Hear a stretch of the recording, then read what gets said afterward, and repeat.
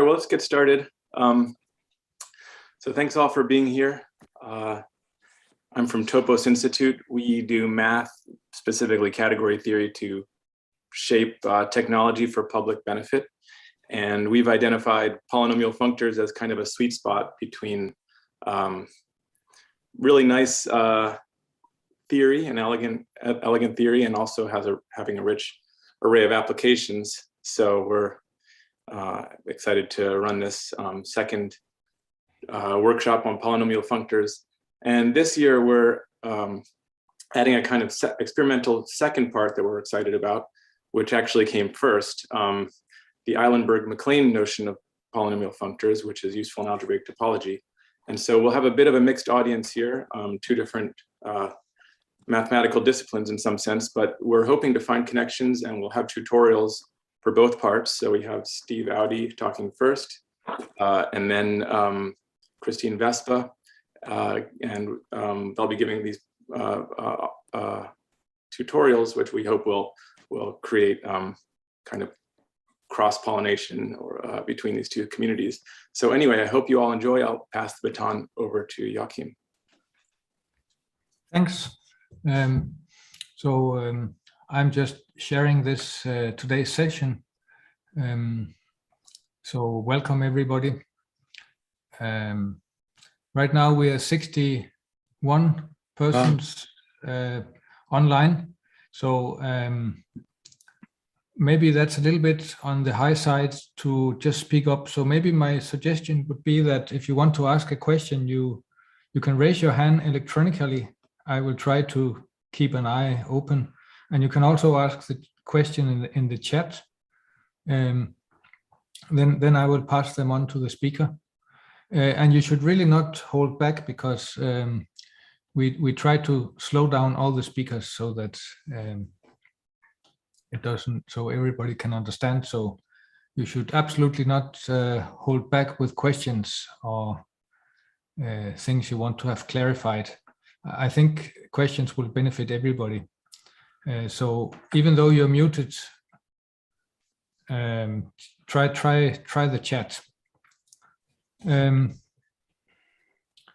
Okay, so now with only 1 minute delay, I think we should be ready to start.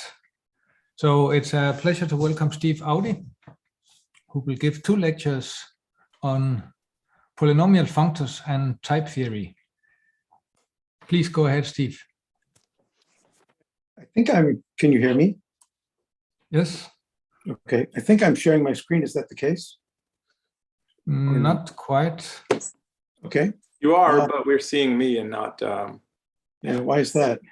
And not, we were seeing your. Okay, let's try again. What's happening now? We're seeing you. Showing? You're seeing me. No, you don't want that. You want to see my screen. Okay, so we'll try again. Sorry about the delay.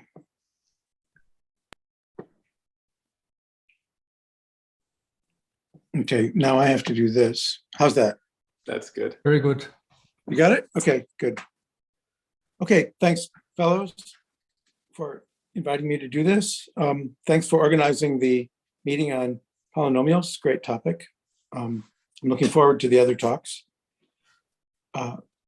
You asked me to give a tutorial on polynomial functors and type theory, and I'm emphasizing here the "and" part.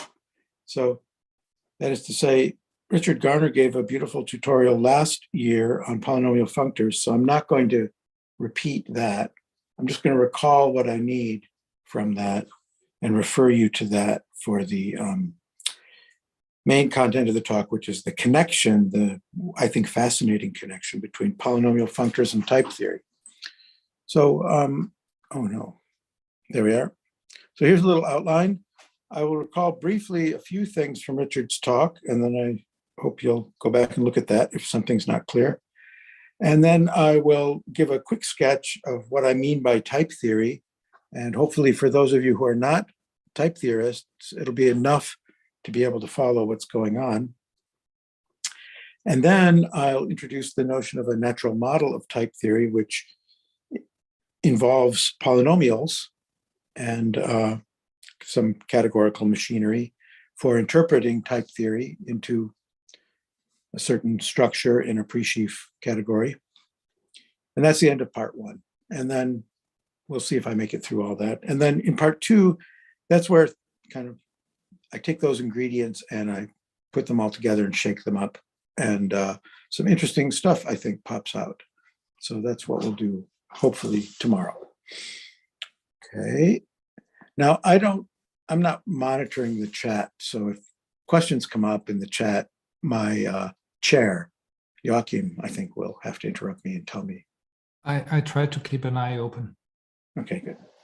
So everybody knows what a locally Cartesian closed category is, but I'll just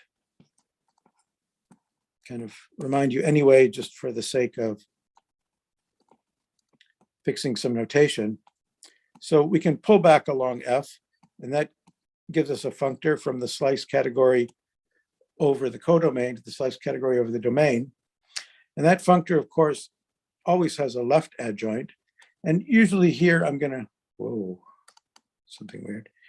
Usually here I'm gonna write maybe sigma f in anticipation of the type theoretic interpretation, and here pi f on the right. So that's basically the definition of a locally Cartesian closed category, is that you always have that triple of adjoint functors associated with composition along any map. In particular, if B is 1, then there's a functor from E into the slice. And in this case, I'm going to write A upper star for that functor. Okay, so that's that. Let's see what a polynomial is. A polynomial endofunctor, and in this talk, I'm only going to be concerned with polynomial endofunctors of this special kind given by a single map like this. Sometimes a polynomial is a bridge of 3 maps, and here I'm assuming 2 of the maps are trivial. So let's suppose I have such an F. Then, now let's see, sorry, I would like to point, but I don't want to do it with this pencil because that'll kind of mess things up. Is there, if I use a cursor, no. Maybe I'm stuck. I just have to point with the pencil. Okay, I'll just point with the pencil.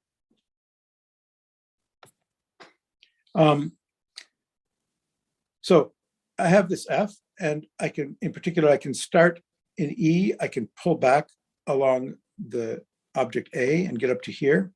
And then I can take pi along F to get over to here. And then I kind of forget at B to get to here. And that composite, which I've written here, is just these 3 functors, is the definition of this polynomial functor determined by F.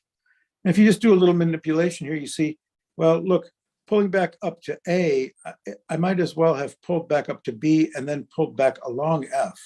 And so this pullback to A here factors like this.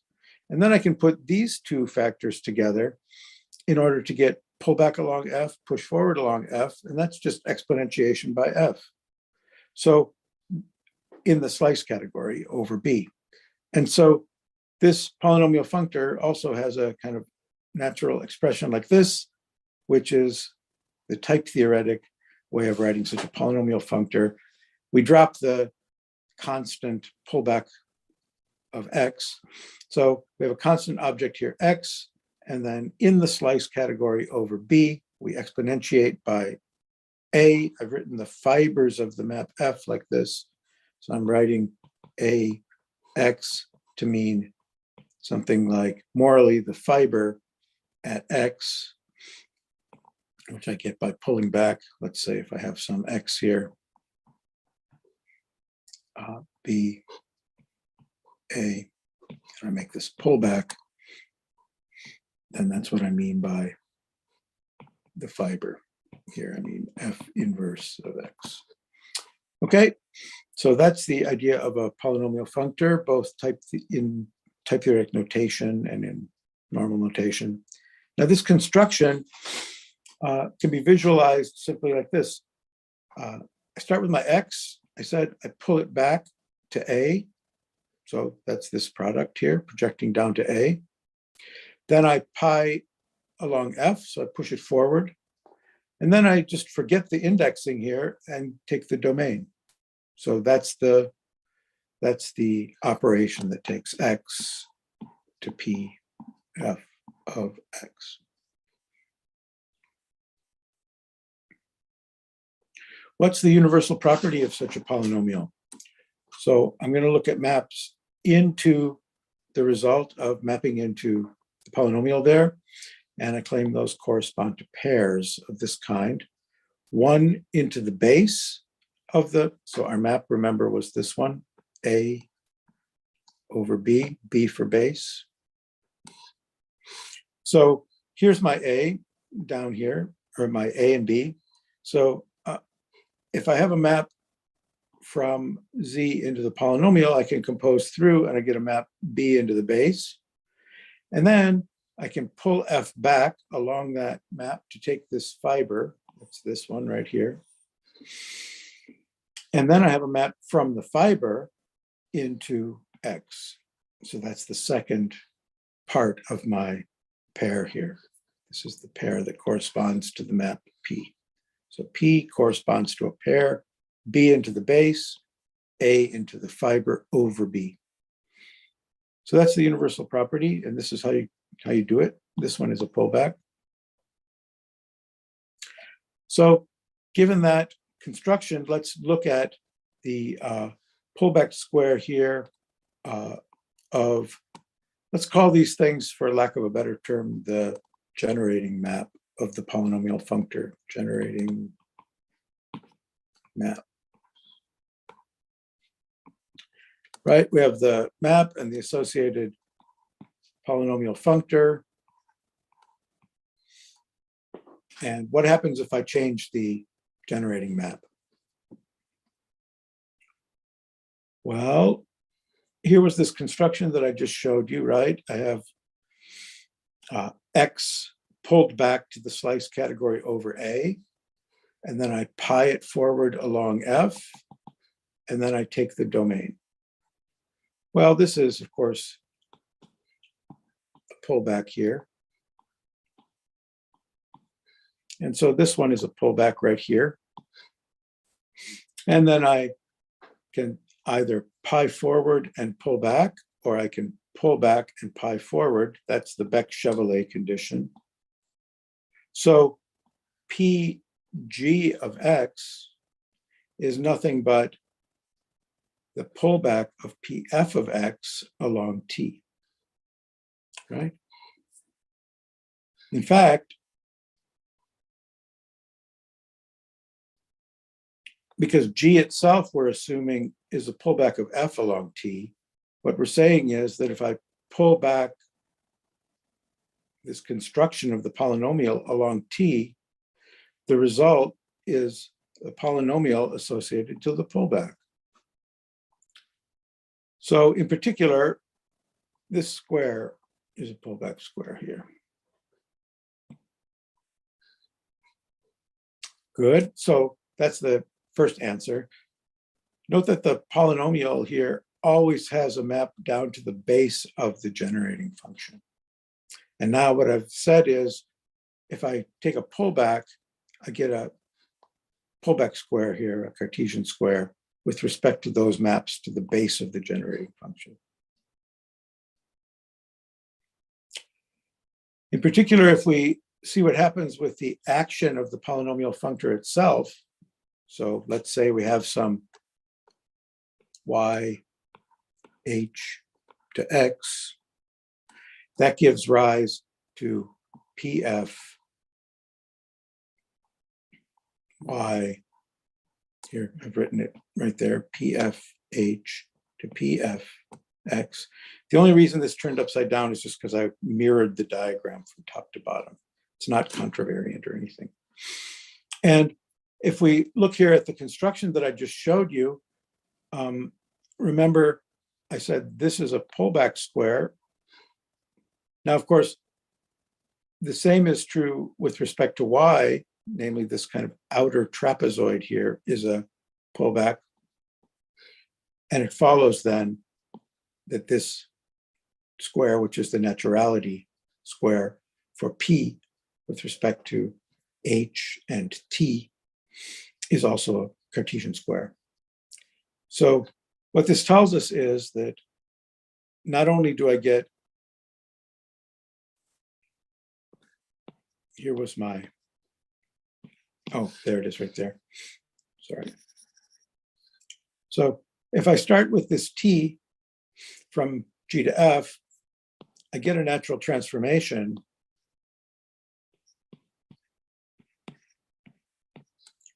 That's the naturality of this square. But I get a Cartesian natural transformation, meaning that for every X and Y, the associated naturality square is in fact a pullback. So that's a little construction of that basic fact. So here's the proposition. If I take a polynomial functor associated to a map, the result is functorial from the arrow category and Cartesian squares into the category of endofunctors on E with Cartesian natural transformations. So that's the kind of basic fact that I'm going to be using and needing. And then there's one more interesting fact about these kind of polynomial endofunctors, and that is they're actually closed under composition. So what that means is if I have two maps here, F and G, not necessarily composable, just any old maps, right, in E, I can make the polynomial endofunctors, and those are composable now, regardless of what happened with F and G. And the polynomial endofunctor associated to the, sorry, the endofunctor given by the composite of those two guys is again polynomial. So there is another map, H, such that the polynomial endofunctor of H can be constructed out of, or the the polynomial endofunctor of H is the composite of these other two polynomials. And for that, I'm going to refer you to this nice paper by David Spivak on the archive this year. The title is Some Useful Constructions on the Category of Polynomial Functors, something like that. It'll be in the references at the end of the slides. Okay, that's part one. Oh, guys, I'm sorry, I didn't exactly check what the timing is. Do I have 50 minutes, 50, or 45, or 55? 50 should be the aim. Five. So we have a little bit of time for questions. Good. So Okay, maybe that's kind also of yeah, maybe even a small break. good. That's So kind of aim what for 50. that's kind of what I thought. So that was part 1 of 3.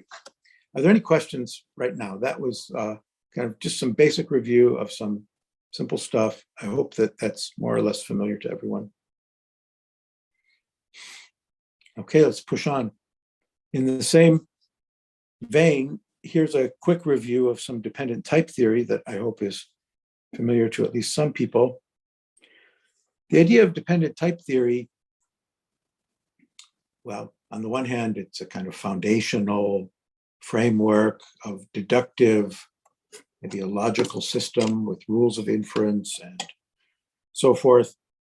I'm not looking so much at the principled idea of a foundation of mathematics with judgments and rules and all that sort of thing, as much as I'm looking at a certain structure that is generated inductively with some basic ingredients.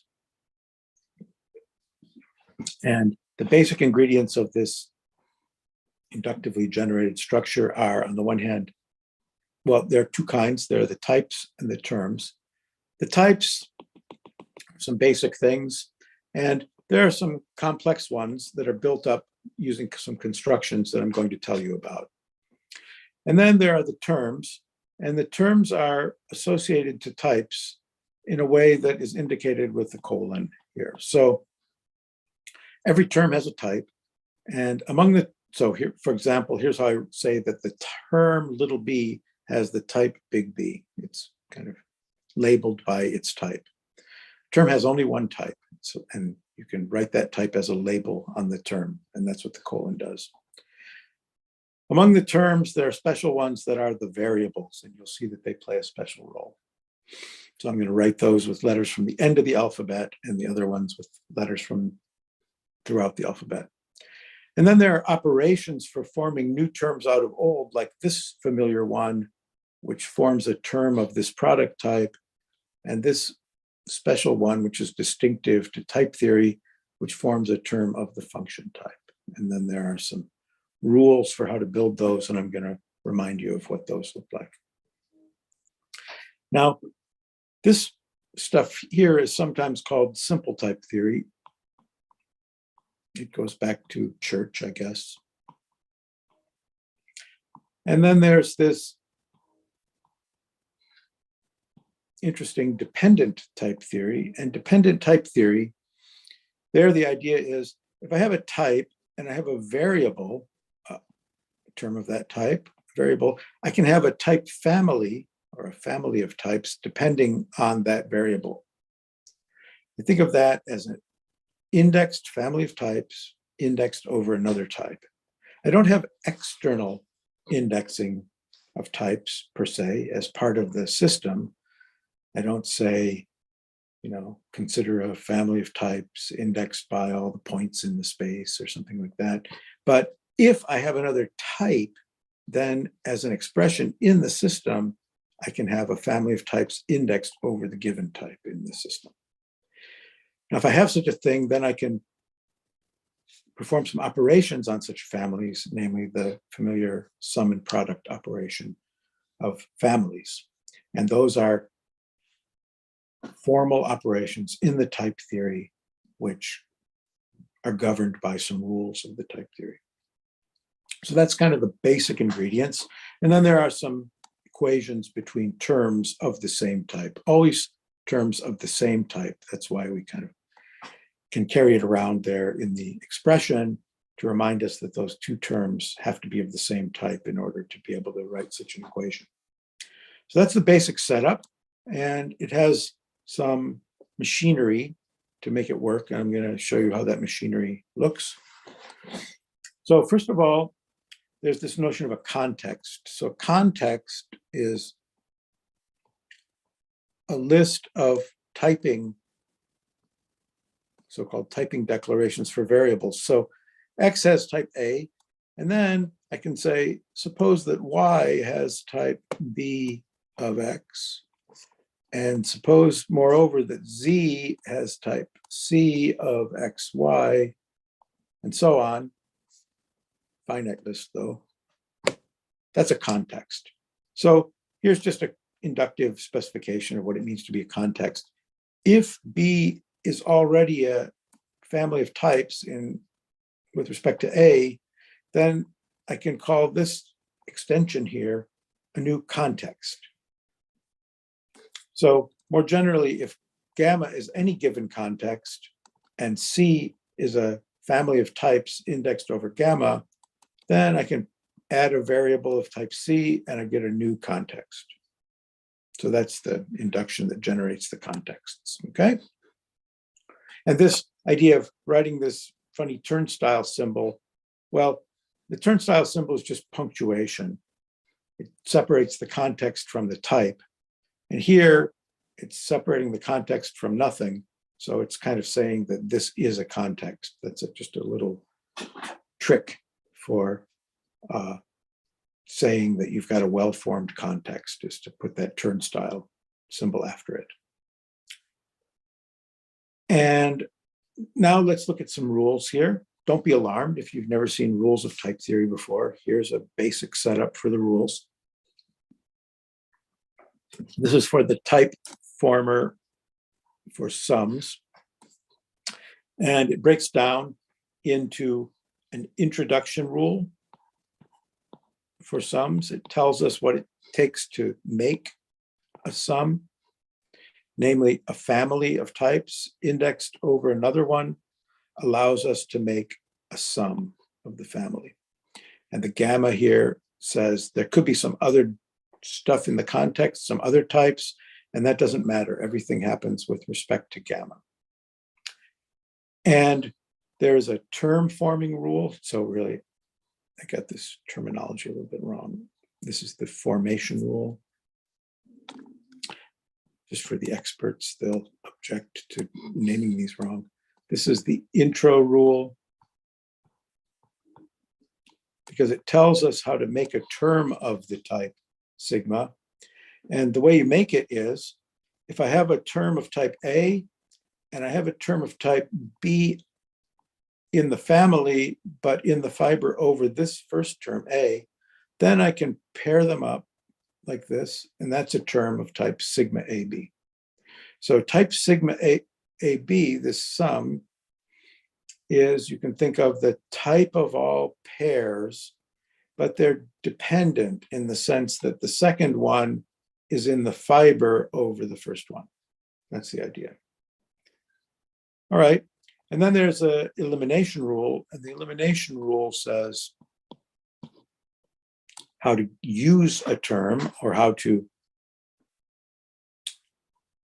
reason away from a term of the type, right? This reasons into a term of intro, builds the terms of that type. The elimination eliminates the terms of that type. And the way it works is, there are two of them actually.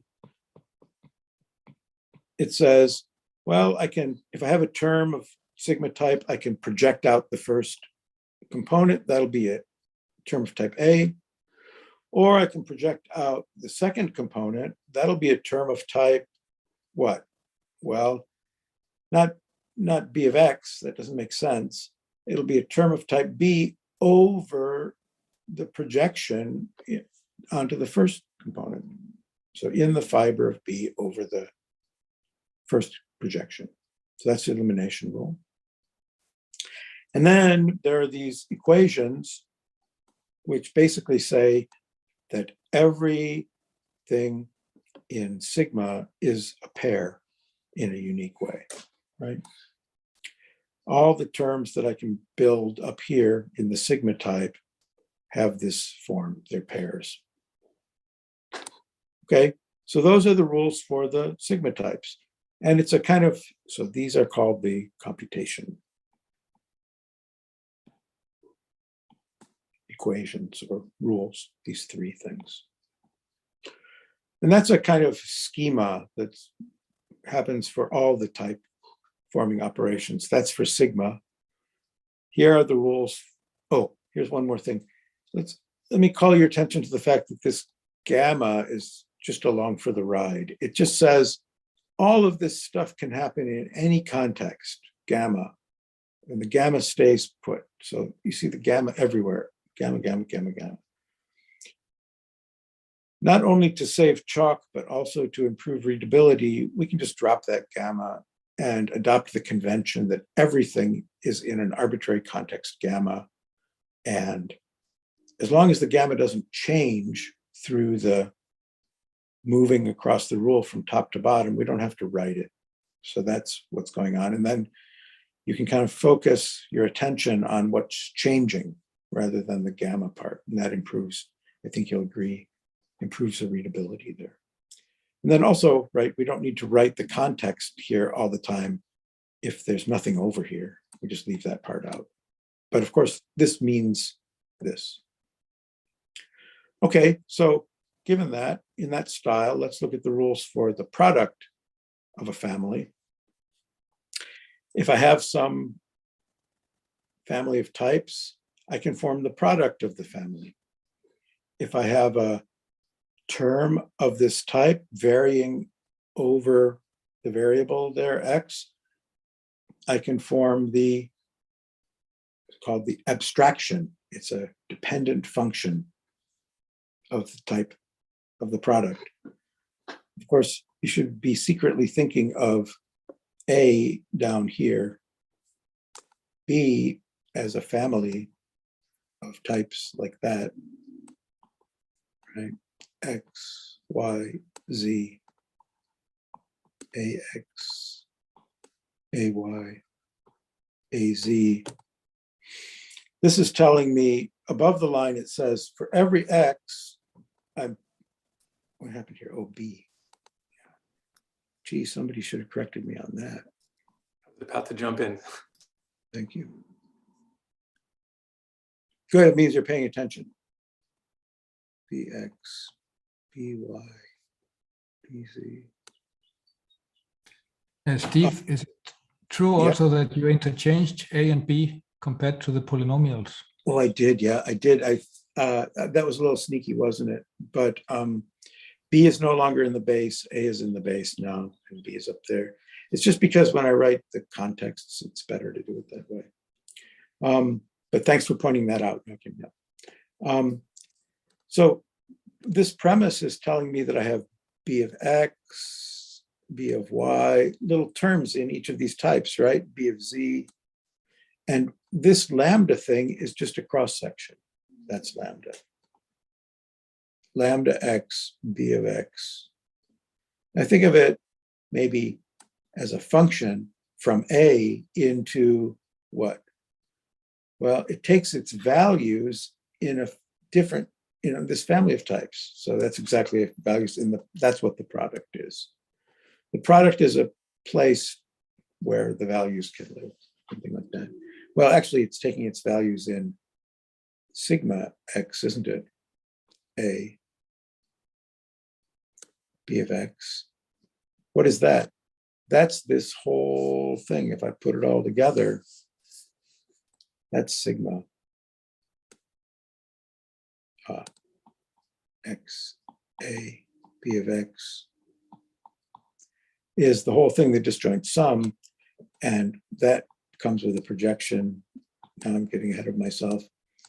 And this is the B, right? Okay, so here are the rules for the product type. If you give me such a dependent function and a possible argument for it, an A, then I can apply the function to the argument and I get a value that lands in the fiber over A. And then there are these equations, which again say everything in the product type is such a function. And of course, it's the function that you get by evaluation. This evaluation here, evaluate the function at the argument. I'm writing it like this with juxtaposition, but probably it would be better to have a little bit more verbose notation that says apply, something like apply F to the argument A or something like that. That's what I mean by that. I can't write F of A because I'm using that parenthesis notation here for this indexing over the context. So that wouldn't quite work out. So, or at least it would interfere. So I'm using just juxtaposition here. All right, let me call your attention to something that is kind of implicit in type theory. The type theorists just take it for granted. But in the strict presentation, you have to write it out and say it explicitly. And that is, there's a substitution operation here that comes from substituting for the variables in the context. So let's suppose I have, for example, gamma is the context A, and then I have some B, which let's put the term in there, might as well.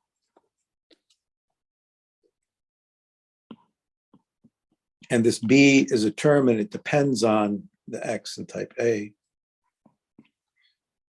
Then I might have a substitution of terms. For example, I might have some term, I guess I'm writing sigma there, but let's be a little more specific. I don't mean a map of contexts. Let's suppose I have an actual term of type A in some other context. Here I've written delta, let's say D, and the D maybe depends on some Y here, type D. Okay? So now I can take that, the idea here is I can take that term and I can plug it in for the X, the variable, right? And what that'll give me is no more variable x anywhere, because everywhere there was an x, I plug in that d, or I plug in that t. And now I get a new expression, bt of type big B t. And that's a kind of substitution operation. That's what I mean here by schematically by this rule. And the point is that one needs to keep track of is that all of these rules, which are written kind of parametrically in gamma, remember, all of these rules respect substitution. So everything that you write down in type theory is assumed to respect substitution in the following sense. I could have, there are two things I can do in this situation, right? I can do this substitution, and then I can continue like this and form lambda y b. That t might have a y in it, right? Pi.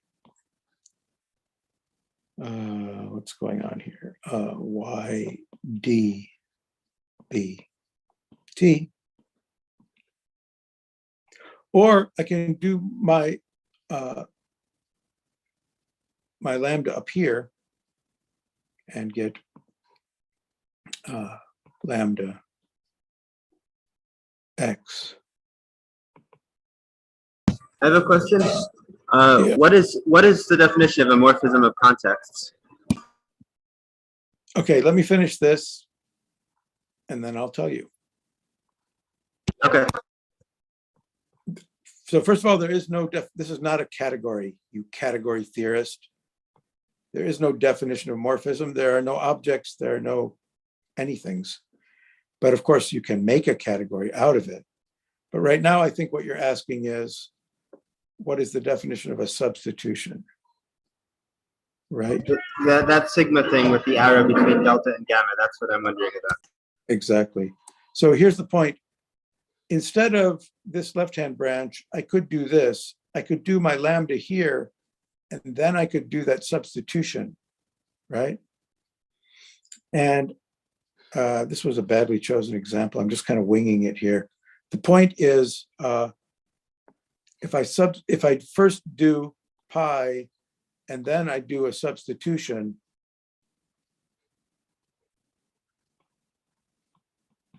that's the same as if I first do a substitution and then I do a pi. Okay, so I'm not going to write out the type theory, but that's the point. And that we'll see is related to in the semantics, the Beck-Chevalley condition.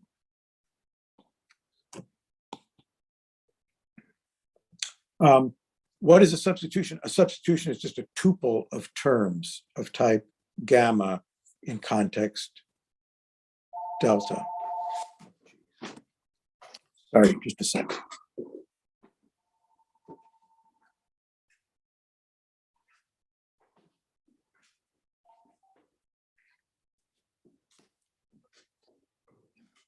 Substitution, sigma, from context delta to context gamma is a tuple, sigma 1, blah, blah, blah, sigma n, depending on what gamma looks like. That looks like A1 to AN. It's going to be a tuple of terms, type A1 and so on, blah, blah, blah, all of them living in context gamma. So there's a kind of technical definition there of that thing. Okay, so that's a little, oh, the point here that I wanted to make is that, maybe I'll summarize the point like this.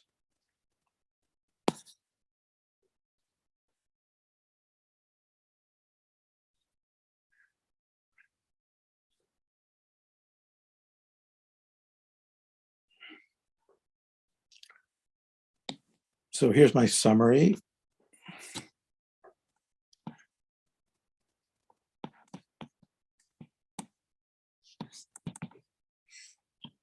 So the entire type theory, meaning all the rules,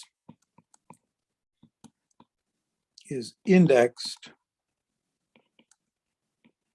over the contexts.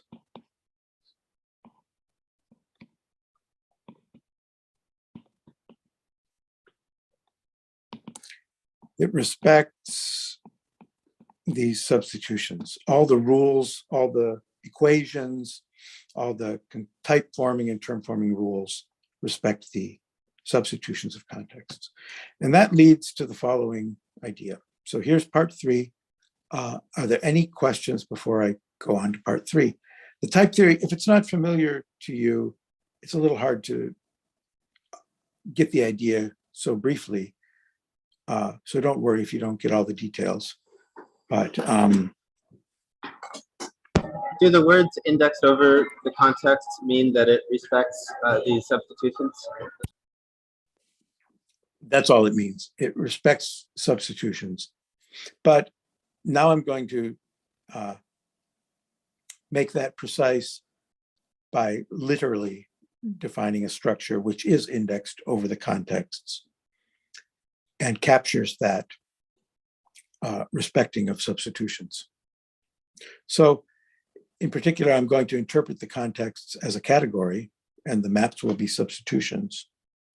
And then I'm going to show you how the type theory can be described as a functor on that category, which, or an indexed structure, algebraic structure over that category. And the respecting of substitutions will be exactly the functoriality or indexing of that structure.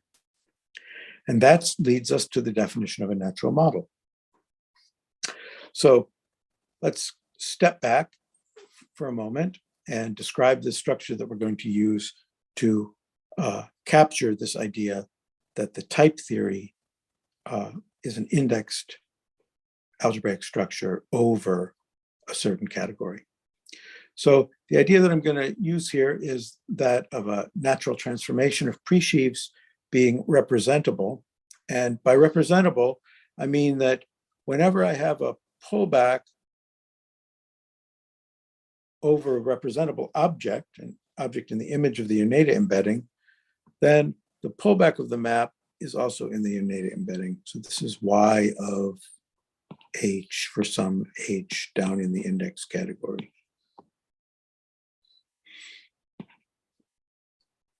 So note there are two different uses of the word representable here. This means the map in the presheaf category is representable if all of its fibers are representable in the sense of being in the, all of its fibers over representable objects are themselves in the image of Oneida.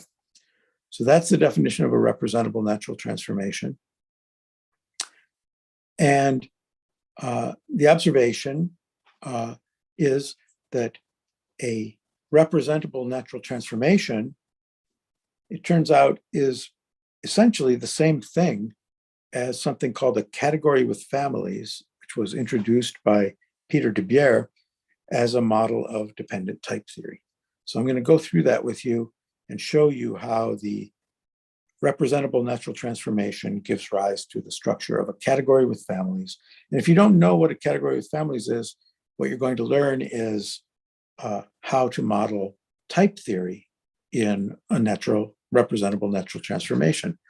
Because a category with families is basically a system of type theory described in alternate terminology. So I have to do one thing. I have to make this notion of representability a little bit more specific. That is, I replace the property of being representable with a specific structure of representability of the natural transformation. That is to say, for every given X, I need to choose a specific pullback diagram. So I need to choose an element Y of big Y and a P from D to C, giving me a pullback square. So that's what I'm going to mean now by a representable natural transformation is a natural transformation F together with such, equipped with such choices. And we're going to see that that's the same as a category with families. So the objects and arrows of C, I'm going to think of as contexts and substitutions. I'm going to write them like this. But I'm not requiring now that this comes from a system of type theory or that this is any sort of syntactic substitution operation. It's just an abstract category, okay? Doesn't even have to be small. So for any category, I can think of it as consisting of contexts and substitutions. I'm going to write it like that, and I'm going to define a representable natural transformation in the pre-sheaves over that category. So I write it like this. Here's such a representable natural transformation of pre-sheaves.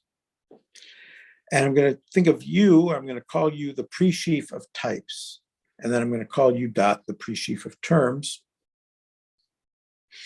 So of course, any element of U over gamma, right? There's a map like this by Yoneda.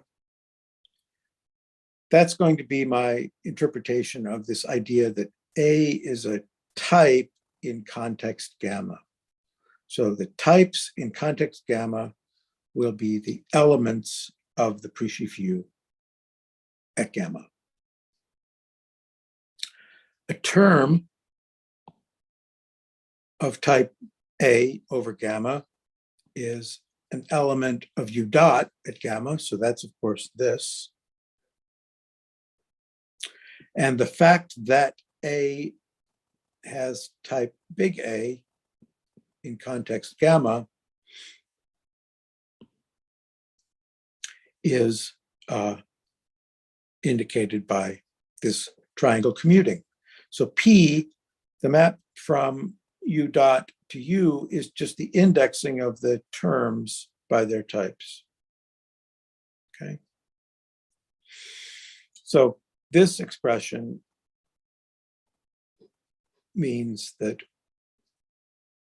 A has type big A. So that's the basic correspondence there between a natural model and an expression in type theory. These are the types. These are the terms. This is the indexing of the terms. P is the indexing of the terms over the types. And this is the contexts. Should there be a Y before that gamma in the triangle? I'm going to write representables with capital Greek letters. Okay? Okay. Then we don't need to keep writing Y everywhere, because I'm using a different run of variables to indicate them.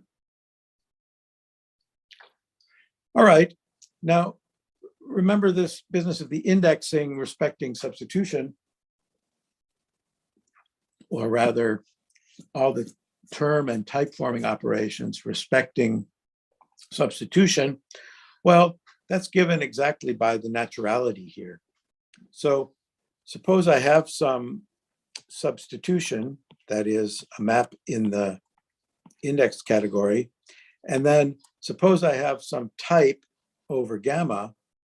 Well, then the rule of type theory said that gives rise to a new type re-indexed by sigma in the context gamma. That's just this composition here, right? That's the naturality of U as a pre-sheaf with respect to a change in the representables there is given by Yoneda just by precomposing.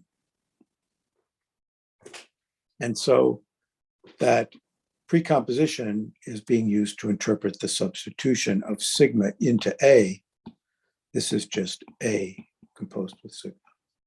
And similarly, for terms, this is just the term A composed with sigma. And the fact that A with a substitution of sigma has type big A with a substitution of sigma whenever A has type A, right? that fact is just this composition, right? So that's the substitution operation in the type theory or in the category of families. Moreover, it's clearly functorial, right? If I compose two maps downstairs, that's the successive substitutions, and that's the basic structure of a category with families. Now, there's one more ingredient of a category with families that we want to consider, and that's this context extension operation. So remember, if I have a type in context gamma, then I can get a new context which has one further step in it. And that's exactly what the representability of the natural transformation gives me. So let's see how that works. In a category with families, that context extension is described as follows. Whenever you have a type in context gamma, you can make a new context, and then you have a substitution from the new context back to the old one. And if you apply that substitution to this type, then there's a term of that substituted type, that reindexed type. That's the basic context extension law for a category of families. And our interpretation of that is as follows. The type in context gamma is just this, remember. The extended context here is the pullback of the universal typing here along A. That gives me a new thing. And now, because this was because P was representable, I get something here in the image of Yoneda. So this is, and I write that as gamma dot A. So this is Yoneda of something downstairs, right? This map is representable because the map P is representable. What is QA? What? Just in terms of type theory, like what would QA be? Why would I expect there to be this QA? It's gamma X of type A, X of type A. Oh, I see. It's the kind of rule of hypothesis, using one of the hypotheses. And so the condition that A, Steve, yes. wait, do you wrap up in a few minutes? Yep, or? yep, I'm Okay, almost good. done. The condition that P is a representable natural transformation gives us exactly this context extension. Now, here's a little argument saying, because it's a pullback, it satisfies these equations, which are the laws that you'll find written down in Peter de Beer's paper for a category with families. So the conclusion is we have exactly the laws of a category with families given by saying that this gadget here, P, is a representable natural transformation. So that's the definition. Now, I just want to make a brief observation that this concept is essentially algebraic in the sense of Freid. It's a finite limit concept. It's given by sorts, partial operations, and equations between them. So here on the slides, you can look through if you want to see explicitly this described as an essentially algebraic theory, or you can look in Clive Newstead's PhD thesis, where he gives the in full glory, all of the essentially algebraic presentation of this notion of a natural model. And the point of it is, because it's essentially algebraic, we know exactly what the homomorphisms are and their syntactic translations. We know that it has initial algebras. We know that it has free algebras. And the rules of dependent type theory are simply a procedure for generating these free algebras. So the question of initiality becomes absolutely trivial. So I'm referring to a discussion in the literature on type theory and models of type theory and so on, that the syntax of dependent type theory generates the initial object is a consequence of the fact that this concept is essentially algebraic. And one more thing, you may be acquainted with a notion that André Joyal introduced of a tribe or a clan. A tribe is a special kind of clan. I just want to note that whenever you have a natural model, there's an associated clan in the sense of Joyal, which you get just by taking the category of elements of the universe. These are the display maps. Now in Joyal's terminology, or in the sense of a display map category as introduced by Paul Taylor. So every natural model gives rise to such a thing. And here's a little result.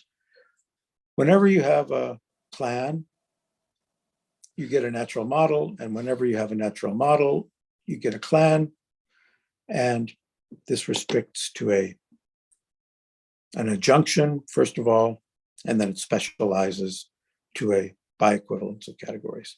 So that you can find in my old paper there, old, 5 years old at least. It's actually 10 years old, but it was published 5 years ago, which will also be listed in the references. Okay, that was part one. Thank you very much for your attention. Thanks a lot, Steve. Sure. You're welcome to clap your hands in whatever way you want. At least there are many electronic hand claps, so that was good. The last bit was a bit fast for me. So are you going to go deeper into that tomorrow? Yes, I will go deeper into some of it, but from tomorrow will be to make use of some of those ideas, and in particular, polynomial functors. Now, I'll give you a little preview. That is, remember I said whenever you have a map in an LCC, it determines a polynomial endofunctor. And then I said, whenever you have a representable natural transformation in a presheaf category, it determines a model of type theory. So now put 2 and 2 together. We're going to take a representable natural transformation in a presheaf category. It's a map in an LCC, and we're going to make a polynomial out of it. And then we're going to see what happens. And in fact, what you're going to see is that polynomial is going to be a monad, just in case the type theory that you're modeling has the sigma type former and the unit type. That'll be the multiplication and unit for the monad. And it'll be an algebra for that monad, just in case it has pi types. So the type theory, dependent type theory with sigma and pi and unit, corresponds to a polynomial monad given by the natural model in that LCC of presheaves. So that's the main result of Clive Newstead's thesis, which we'll be talking about tomorrow. Okay, I look forward to that. There's a question in the chat from Paul Taylor. Paul, do you want to ask yourself?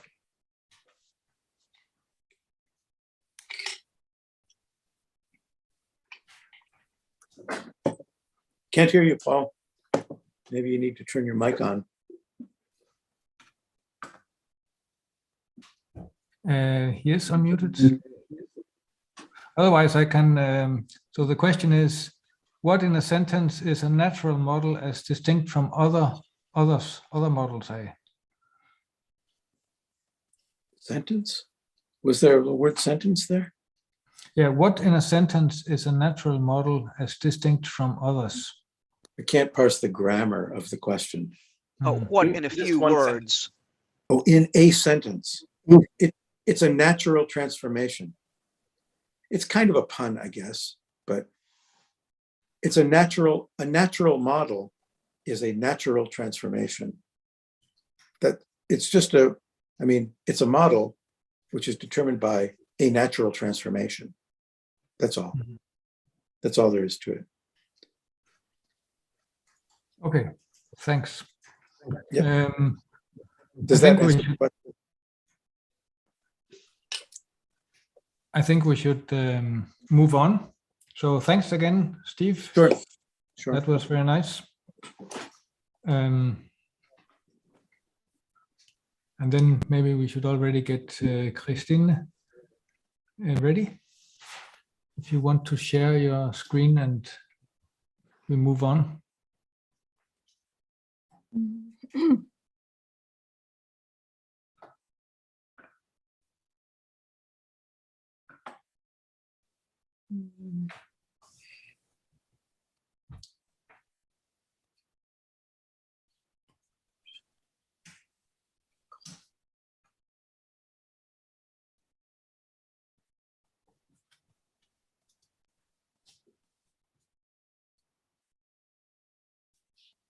Okay. Can we have a Oh. short break before? It looks good, yes. Okay, so No break. we just wait 1 minute, but meanwhile I can already start. I mean, I'm happy that Christine has accepted to give this mini course because I think we are many who are very eager to learn about the Eilenberg-MacLane notion of polynomial functors, and I think Christine is one of the experts on the topic, and we also know that she gave similar mini courses already, so I look forward to this very much. So I think it's 4 o'clock in my time zone. I think you should just start. So tutorial on Eilenberg-MacLane polynomial functors, please. Okay, so thank you. So first I would like to thank David and Joachim for the invitation. So I hope that this workshop will help to understand the possible connection between Eilenberg-MacLane polynomial functors and this other definition of polynomial functors. So this tutorial is an introduction to the notion of polynomial functor introduced by Eilenberg and MacLane in a paper in 1954. And in fact, it is the same paper where they introduce the topological spaces, which are now called the Eilenberg-MacLane spaces. And so I will explain the main motivation of Eilenberg and MacLane to introduce this notion of polynomial functors. And for this, I will begin to explain or recall what are the Eilenberg-MacLane spaces. So let G be an abelian group.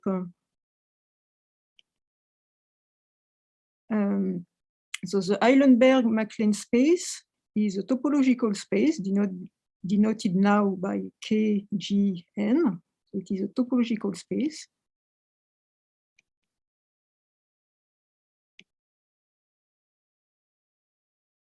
Having only one non-trivial homotopy group, so such that you have that the homotopy groups of this space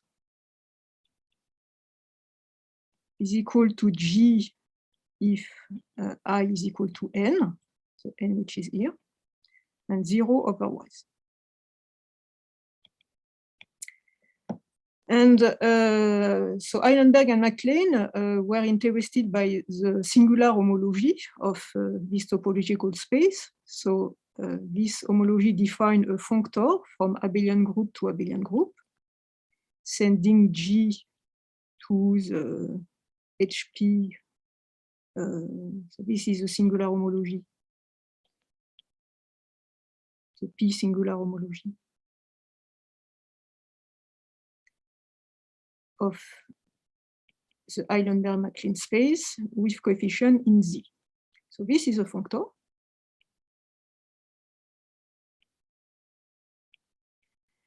And they remark that this functor, so which is not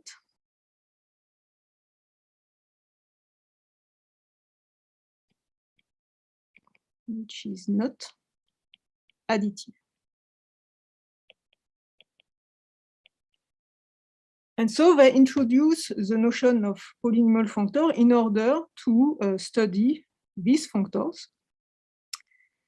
And so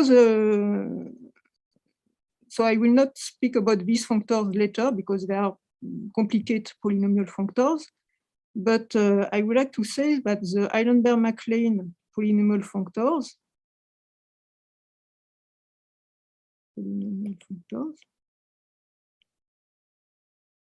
so first, they should be viewed as a generalization of additive functor. Generalization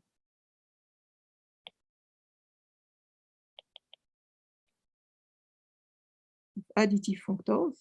So we will see that polynomial functors of degree 1, which are equal to 0 on 0, is equivalent to be an additive functor when the source category is additive. Additive functors. It is a way also to measure the complexity of a functor. So there are a way to measure the complexity of a functor. We will have a notion of degree of polynomiality. Okay, and so the polynomial functor of degree 2 is simpler than the polynomial functor of degree 4 or degree 5 of a functor.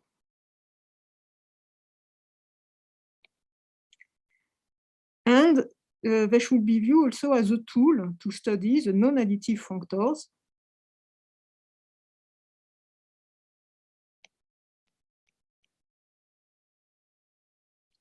Non-additive functors. So in particular, I will explain that we have polynomial filtration of polynomial functor, and in some cases, we are able to understand completely this filtration. And in the good case, we have polynomial approximation of a functor, which are similar to the Taylor approximation of a functions.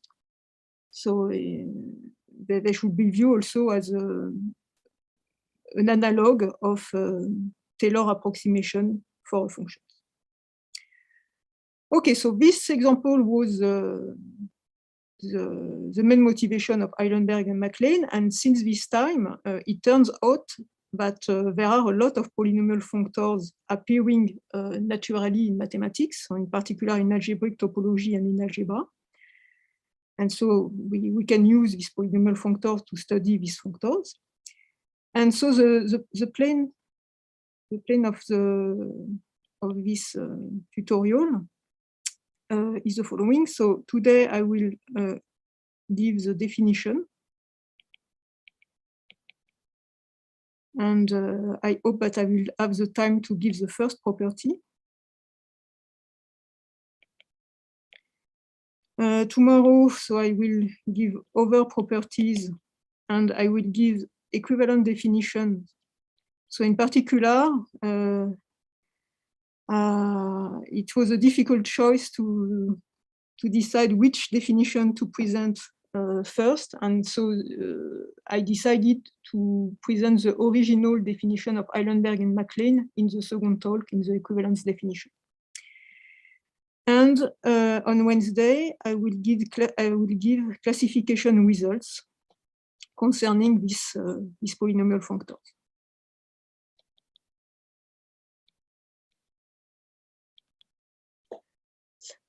Okay, so before to give the definition, I would like to begin with two introductory examples to show you what's happened. Introductory.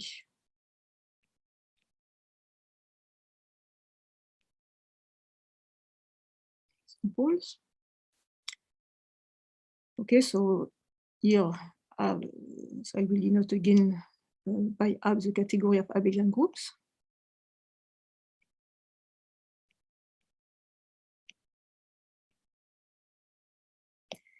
And so in the first example, so I will consider an object in this category. So I fix an abelian group A. And I will consider the functor FA from abelian group to abelian group, which is defined on object by FA of G is equal to the tensor product between G and A. Okay, so if you compute what's happened for this functor on a direct sum of two objects, G1 plus G2, by the distributivity of the tensor product, so you have this one. And so by the distributivity of the tensor product, you obtain that it is equal to FA of G1 plus FA to G2. And so in their paper, Eilenberg and MacLean prove that this property is equivalent to say that the functor FA is an additive functor.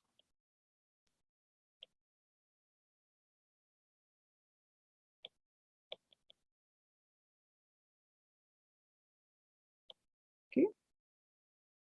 So now a second example, so given by the tensor power, second tensor power. So it is again a functor from abelian group to abelian group. And so this time it is defined on object by T2 of G. I will take the tensor product of G with itself. Okay, so I can do the same. I can compute what's happened on the direct sum of two objects. Okay, and so you will obtain, so you will have a similar formula. You can develop the tensor product with the direct sum. And so you will obtain T2 of G1 plus G1 tensor G2 plus G2 tensor G1 plus T2 of G2. Okay, so here your functor is no more additive because you have here intermediate terms. Okay, so here you have the defect of additivity of your functor.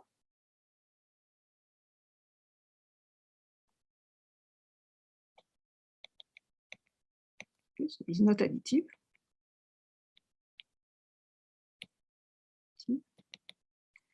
And so this defect of additivity, it gives you a functor in two variables, so a functor from abelian group times abelian group to abelian group, which is called by Eilenberg and MacLean the second cross effect of the functor T2. Second cross effect.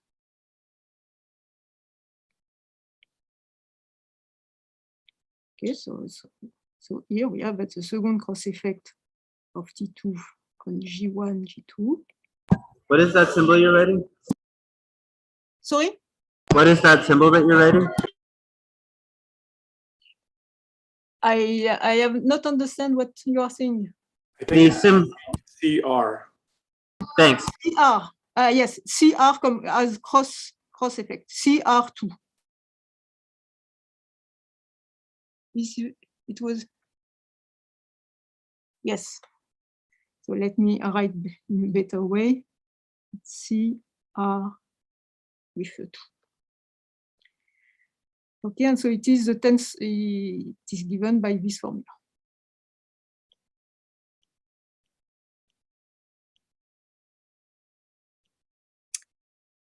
Okay, so now we have something which is symmetric in the two variables.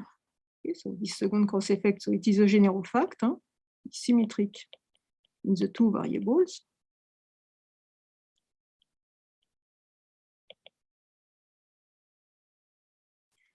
So you can fix the second variable.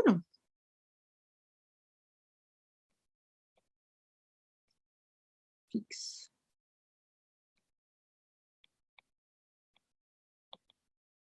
The second variable, and so it will give you a functor from the abelian group to the abelian group. CR2, T2,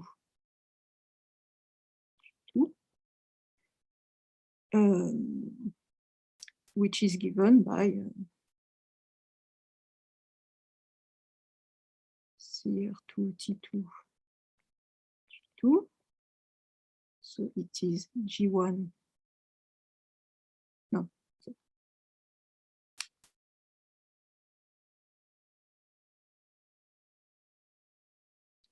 tensor G2 plus G2 tensor the variable. Okay, and so here you recognize what I defined before, the functor FA. It was a tensor product between the variable and A. So here we have the functor F2, FG2, plus a functor which is defined similarly, but you just fix the over variable. So I will denote it like this. Okay, and so we saw previously that this functor FG2 is an additive functor. Okay, so if I compute the second cross effect of these functors, I will obtain that it is equal to 0, as the second cross effect is a defect to be an additive functor. And it is the same for this functor, okay, as it is given just by the over tensor product. So now if you compute the second cross effect of this functor, the second cross effect of the second cross effect of T2, where you have fixed G2, you obtain that it is equal to 0. And the second cross effect of the second cross effect, when you fix one of the variables, it is what Eilenberg and MacLean called the third cross effect of the functor T2. So now, in general, when you will have, it is a third cross effect.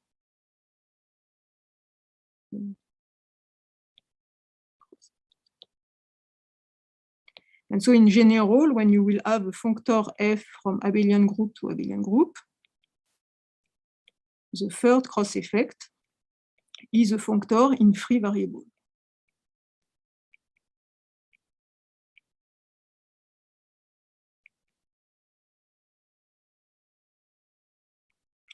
Okay, and so you can continue the same thing, and you can fix two variables here and compute the second cross effect of the functor in one variable that you will obtain.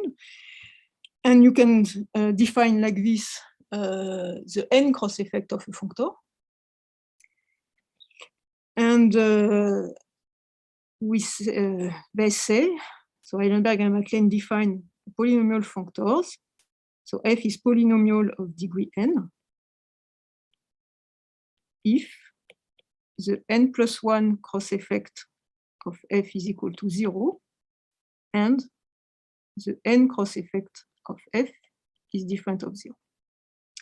Okay, and so for example, for T2, the second tensor power, we saw that the second cross effect is not equal to 0, and the third cross effect is equal to 0, so T2 is a polynomial functor of degree 2.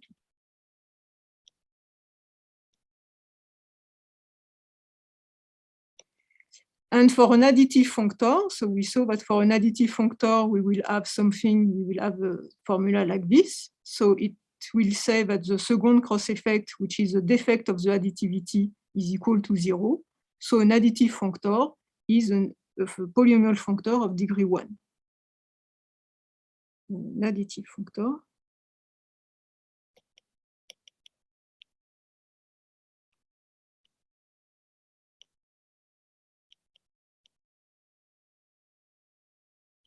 Degree. Okay, so this is the main idea behind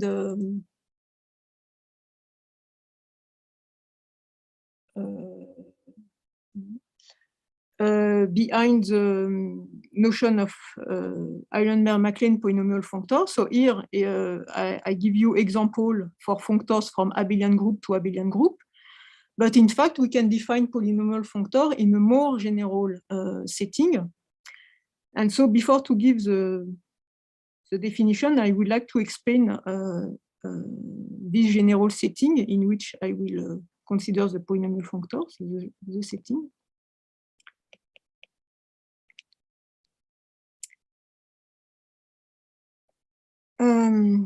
So I will consider functors so which are not necessarily endofunctors from a category C. So I will explain after what is which condition I need on this category C, to the category of K modules, where K is a commutative ring.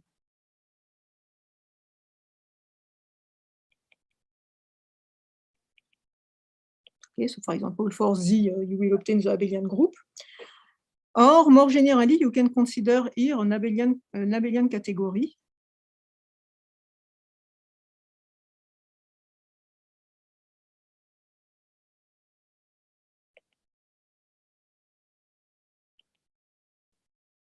But what is important is that I will need the notion of kernel, image, or co-kernel.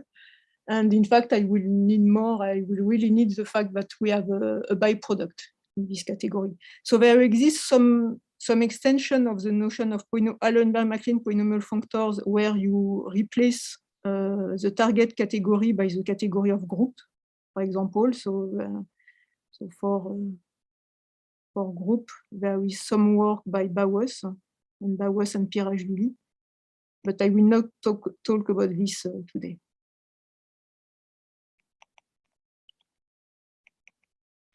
Okay, so for example, I cannot consider functor with value in the category of sets.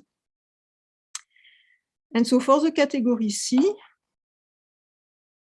so I will consider a symmetric monoidal category. Symmetric monoidal category.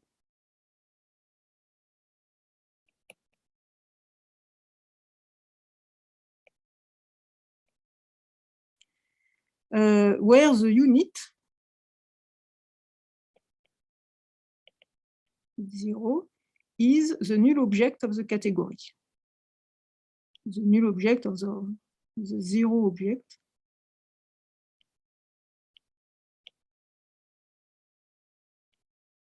of C. Okay, so I recall that it means that it is initial and terminal.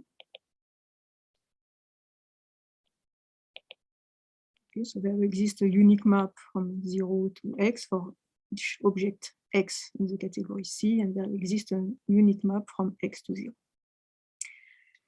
And most of the time, I will consider the category of functor from C to the category of K module. So I will assume also that the category C is small in order to consider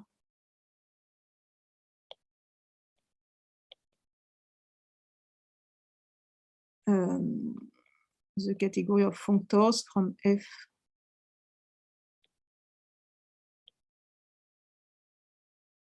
functors from C to the category of K modules. Okay, and so let me remind you that this is this category of functors. It is an abelian category, as the target category is abelian. It is an abelian category. And so in particular, I can talk about short exact sequence. We have a short exact sequence of functors.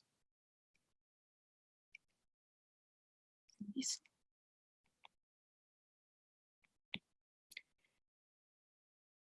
Okay, so I will give the definition of polynomial functors for this type of functor. And so now let me give you the interesting example of the category C, which are the source category of these functors. So example of the category C, example and non-example, interesting example and non-example.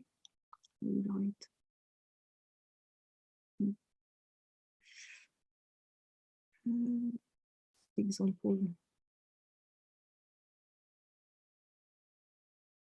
And non-example.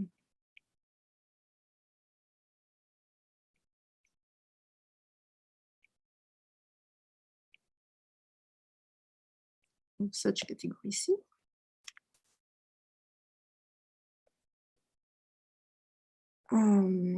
So I will try to give picture.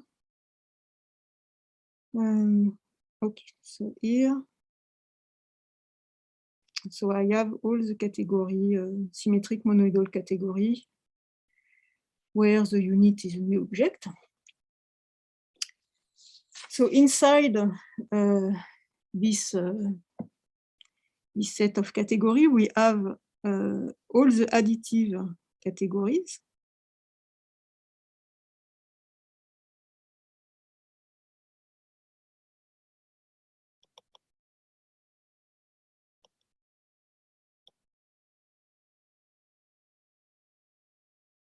Okay, in fact, if you consider A an additive category,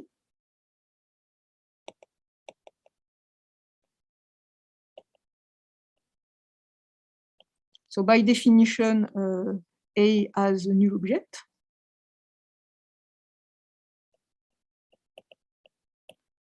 And you have a byproduct. The byproduct gives you a symmetric monoidal structure.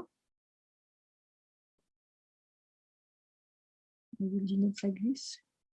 Okay. Gives rise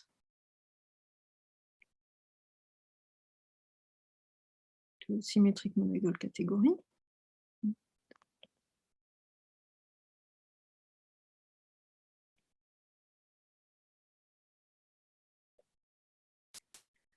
Okay, and so after there is at least two important examples which are not additive categories, but which satisfies, which are monoidal and monoidal symmetric, and the unit is a null object. So the first one is a category that I denote by gamma. So the category gamma is a category of finite pointed set.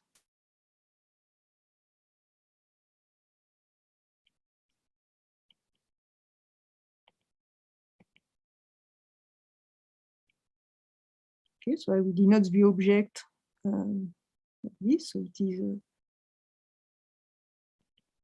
finite sets with a point element in the set.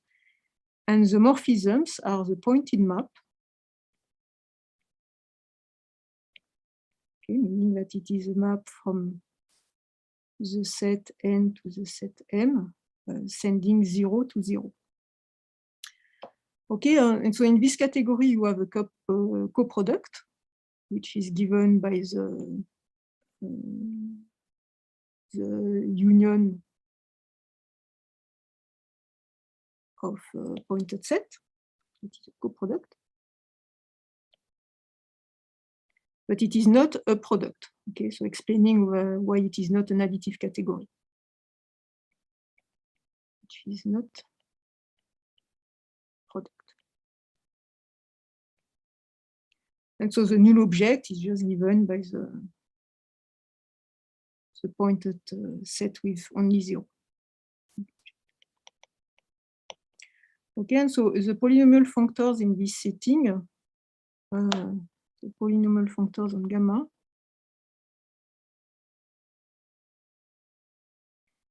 have been studied and used by Pirashvili in two papers in 2000. So this is the first example of a symmetric monoidal category, which is not an additive category. The second one, for which I will explain what's happened for the classification, is a category of finitely generated free groups.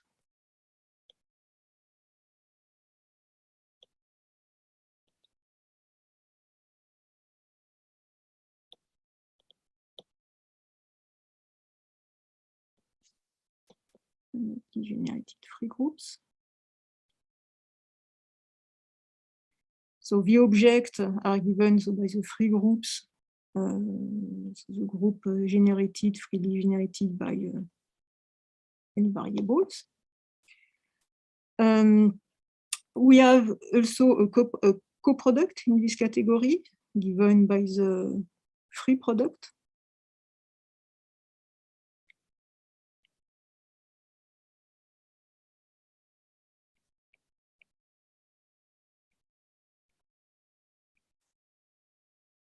free products of free groups, and which is not a product. So this category is not additive.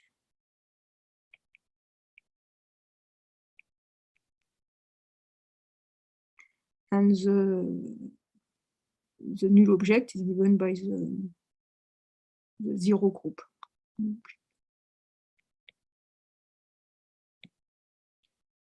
Okay, and so the polynomial functors for this category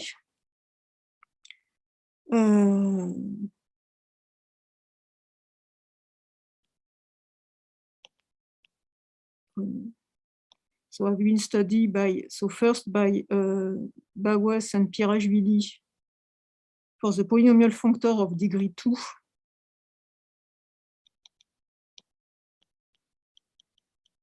So in 1999. So after, based on the idea of Bawes and Pirashvili in a paper of Bartel, Pirashvili, and myself, we give a description of the polynomial functors in 2015. So we give also another type of description in a paper with Diamant in the same year. And recently, Geoffrey Powell obtained a description of polynomial contravariant functor on this category, which is very useful. So I hope that I can explain all this type of result on Wednesday. And so these two examples, I would like to say also that we can say also that they are part of a particular type. We are in a situation where we have a coproduct, a category with a coproduct.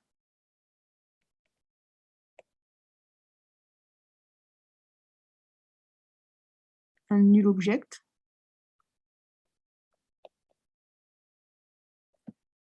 And so I will probably not have time, but I planned first to explain that there is other example here, but I will not develop this example. Okay, and in the additive category, we have also the category of R modules. So I say that I will take small categories, so I will denote like this. For R, a commutative ring.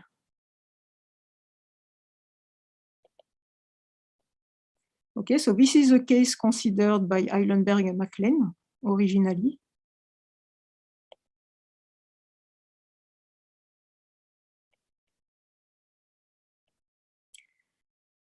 And inside, you have also, so let me first write that. So category of R modules is a category of finitely generated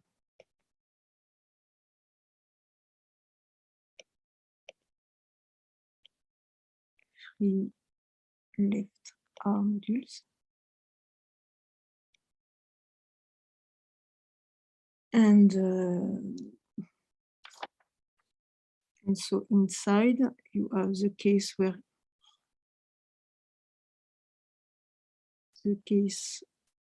where R is a field.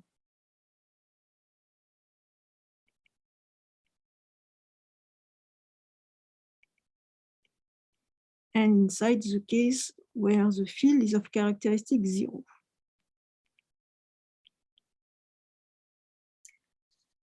Okay, so when I will give the result concerning the classification of polynomial functors, so we will see that the case where the characteristic k of k is equal to 0 is very particular. So here we have a complete classification given by the, so very it is the same definition of polynomial functor which is given by MacDonald and by Joyal, for example. But what I would like to explain that it is that this classification is very particular to the case where we consider polynomial functors on the category of K modules for K a field of characteristic 0. Okay. Christine? And so yes. There's a question in the chat from Marcelo Fiora.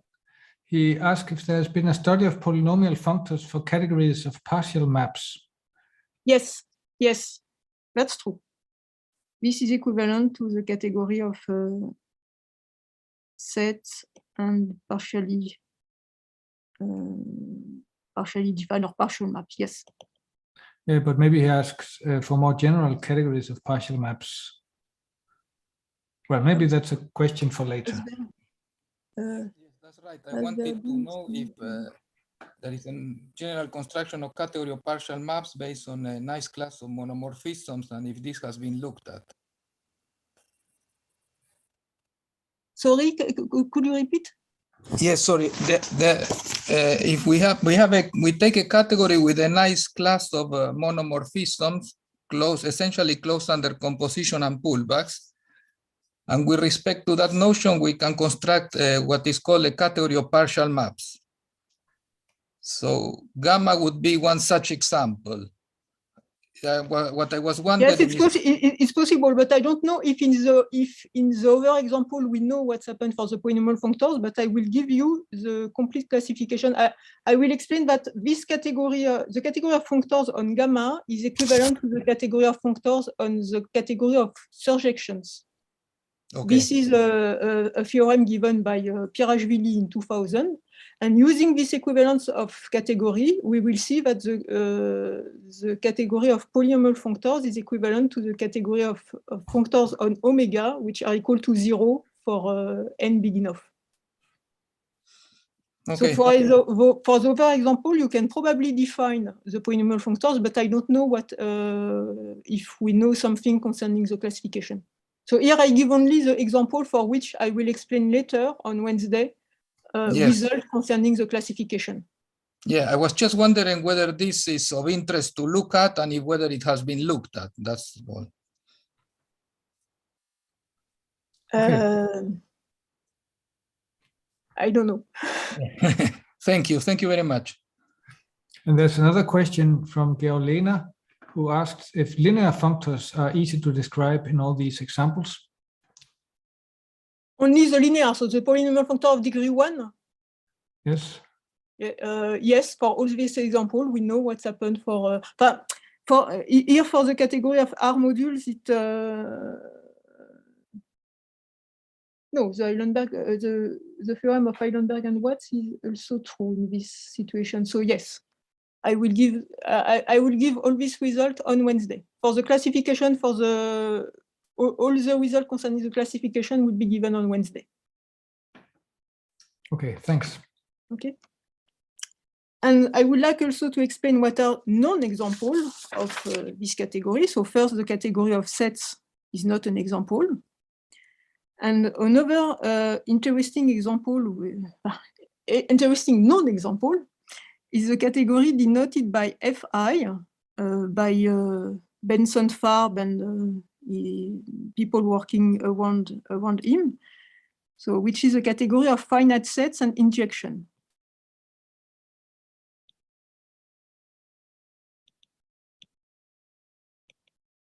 Okay, so in this category, you have only, so the unit, it is a symmetric monoidal category, but the unit is only an initial object. It is not a terminal object. So it is not an example.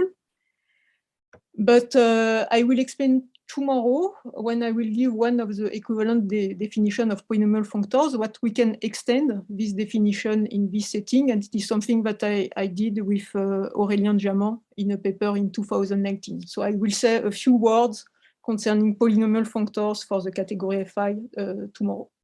Okay, but in the setting that I presented today, it is not an example on the general setting. Okay, so as I said, so in the original paper of Eilenberg and MacLean, they define polynomial functors on the category of R modules. So their definition can be easily extended to the case of additive categories. But it's not, I will say that we should modify a little bit the definition in order to have the general setting, but it is not completely true. I will explain tomorrow that we can also extend the definition of Eilenberg and MacLean in this general setting. But I choose to present first an equivalent definition of the original definition given by Eilenberg and MacLean, and tomorrow I will give the original definition of Eilenberg and MacLean.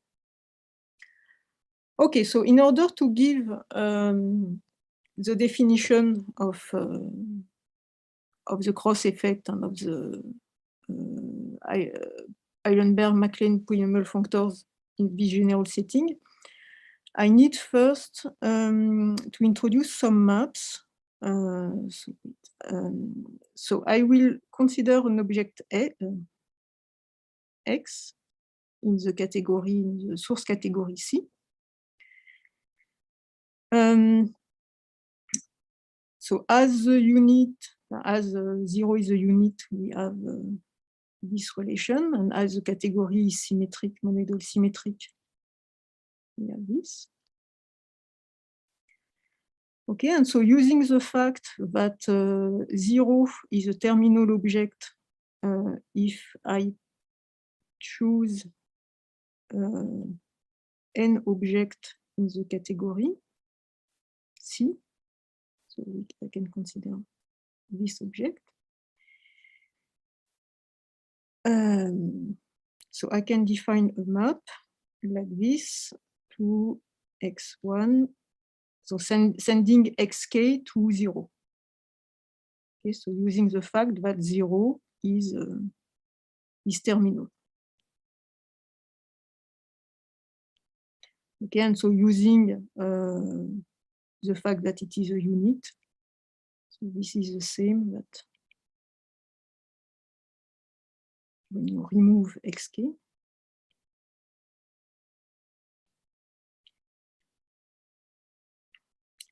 and you have also similar map, but where you will use the fact that 0 is an initial object.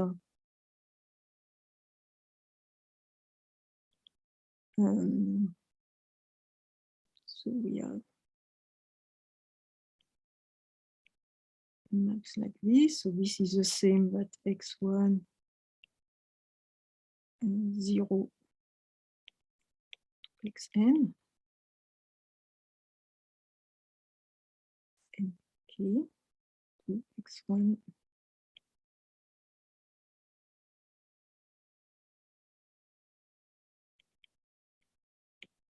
Okay, so here I use 0 terminal.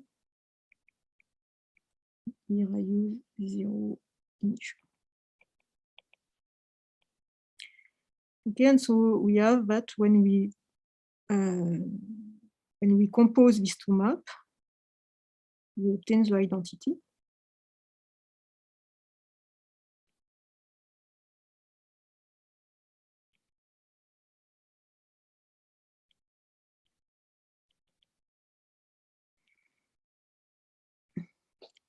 Okay, and so now we are ready to give the definition. So I will consider a functor f from C, as I explained in the general setting. So I will define the cross effect of f.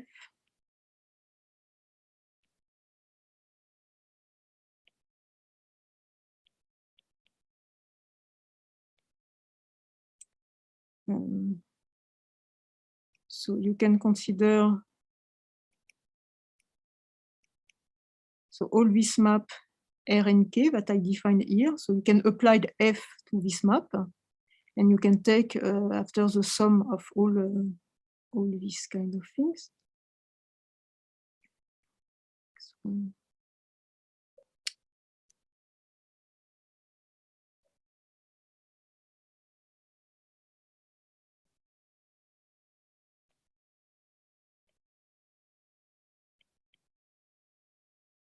Okay, cool. N to N, and you take the map F R1n, Rn. And so the n cross effect is given by the kernel of this map.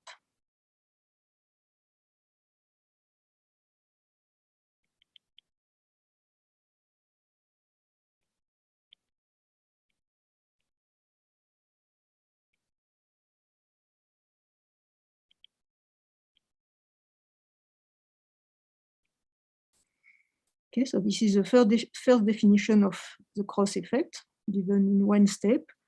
And this is equivalent to give an inductive definition of the cross effect as I give in the introduction.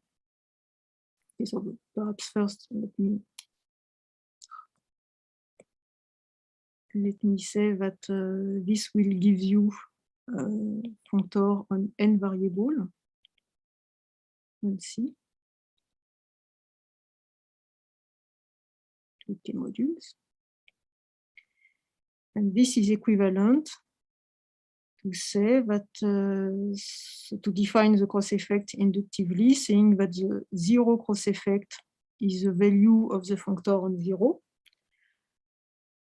The first cross effect is given by the kernel of the functor f to the constant functor, which is equal to f of 0. And the second cross effect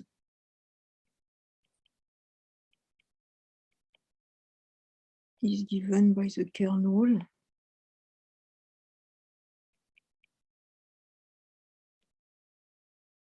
x2, x1.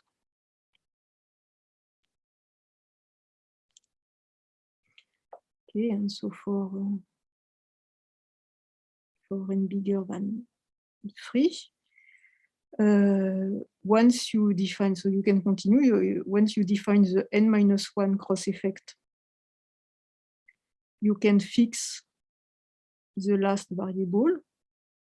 You can see this as a functor on one variable on C and consider the second cross effect of this functor.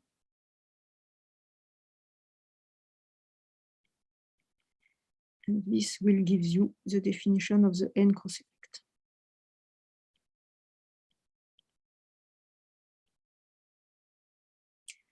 Okay, and so the definition of polynomial. Why is the order reversed there in the second cross effect expression at the end? Sorry? Why is the order reversed for the second cross effect at on the right side of the arrow? You have x2 first before x1. Just to Oh, I see. To I see, respect this formula in general. Okay, I understand. So you omit x1 first.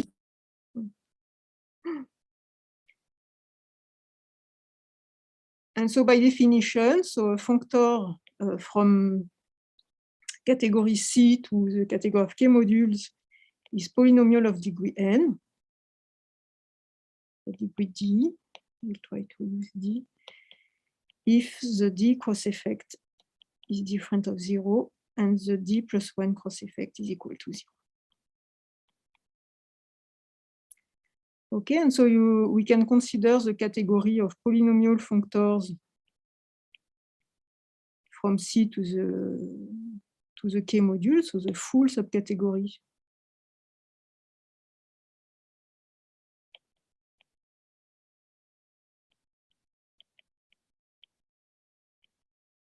of polynomial functors of degree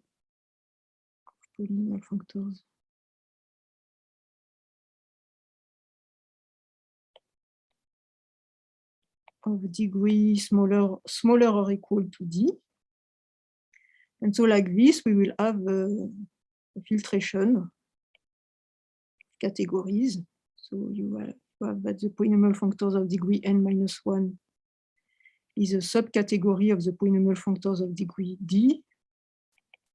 And they are all subcategory of the category of functors from C to the K modules. Okay, and so I will finish the lecture today by the first property, which is a very important property, and where we really use the fact that 0 is a null object in the category C. So if you have functors from C to the category of K module, so here I will consider only reduced. It's not really important, but you have a decomposition. So when you evaluate your functor f on the sum of n objects, you have a decomposition of this using the cross effect. So you have the following decomposition.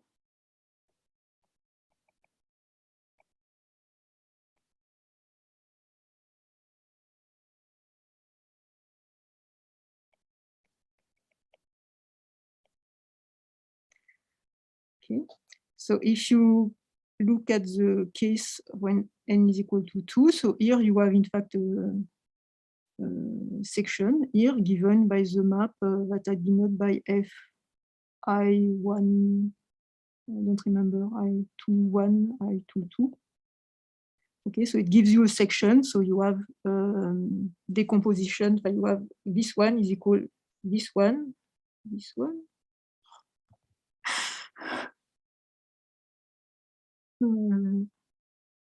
This one is equal to this one plus this one. Okay, so it is what will save this.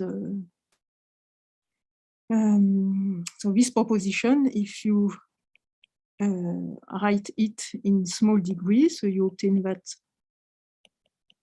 this is equal to x1 fx1 plus fx2 plus the second cross effect of f in x1, x2. If you look at the sum of three objects, so you have the term with only one x1, x2. You have the cross effect, second cross effect, when so you have this condition saying that I1 is smaller to IK, so x I1, I2, plus the second cross effect x1, x3, plus the second cross effect x2, x3, plus the third cross effect in free variable. Okay, so this decomposition is really an important fact concerning the polynomial functors of Eilenberg-MacLane. And so a way to use it is, so for example, if you consider the functors that I consider in the introduction, so the second tensor power, if you compute what's happened on the sum of three abelian group, so you obtain G1, G2, G3 tensor product with the same thing. Okay, and so when you will develop this formula, you have no terms having three variables. Okay, there is nothing with G1, G2, and G3. So when you will develop these things, you will obtain that the third cross effect. So, and comparing what you will obtain with this formula, you will obtain that the third cross effect of T2, G1, G2, G3, is equal to 0, and so it will imply that T2 is polynomial of degree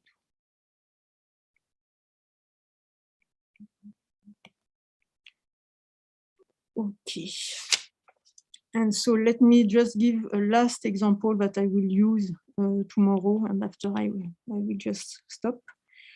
In order to have another example with other categories. So I will denote like this the abelianization functor. So it is the functors from the category of finitely generated free groups to the category of abelian group.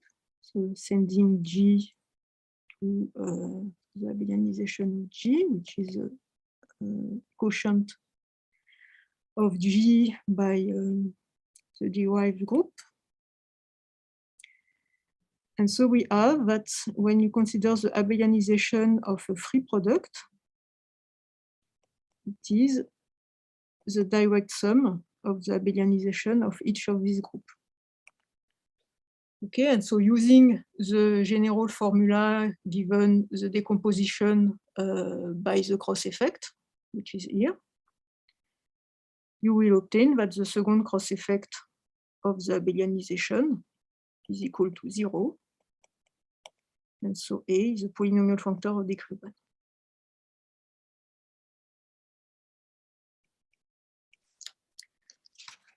Okay, so I will stop here for today, and so tomorrow I will continue the other properties of polynomial functors, Eilenberg and MacLean. And so for the moment, the really important that I give today is this one.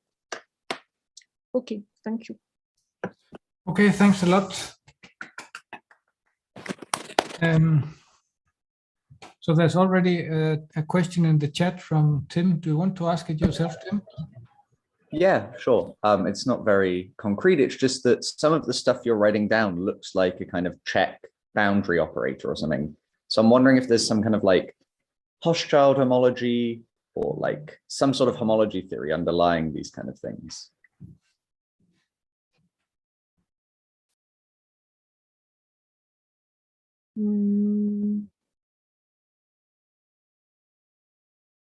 I don't know if you can really express it as homology.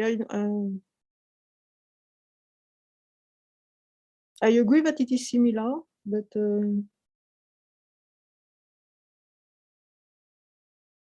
I don't know. I don't know if you can write it. Yeah, it's just like, it looks like the kind of stuff you see in like deformation theory with Hochschild homology. But like, yeah, I don't know anything more than that. But okay, that's interesting anyway. Thank you.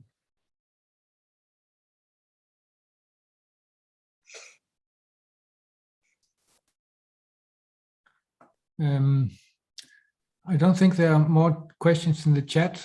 So I was curious about how to apply your definition of cross effect just to the squaring functor to see that we actually get the same result as you did in the motivation. But maybe I should just do it just myself. I don't know how long it will take to do that calculation. To the scaling, the squaring functor, so the second tensor power? Yeah, just the T2, yes. Yes, and what do you want to do? Apply the formal definition of the cross effect to see that you get the same thing as you did in the heuristic example in the beginning. It is easier to use this property for the second cross effect, for the second tensor power. It is what I did here. Yes, okay. Okay, so where here you compute what's happened for the sum of free object. So this property tells you that it is decomposed by all the sum of all these cross effects. And so by identification, you will obtain that the third cross effect is equal to 0. Okay.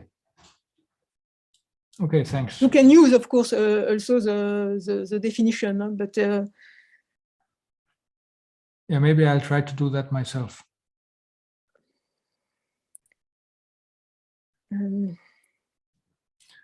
Yes, because here I'm. So can I do it directly? Let me think. Yes, because the problem is that you need to take the sum of the three things.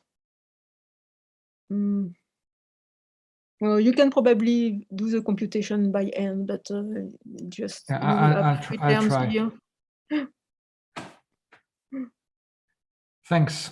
So I think we should thank Christine again. And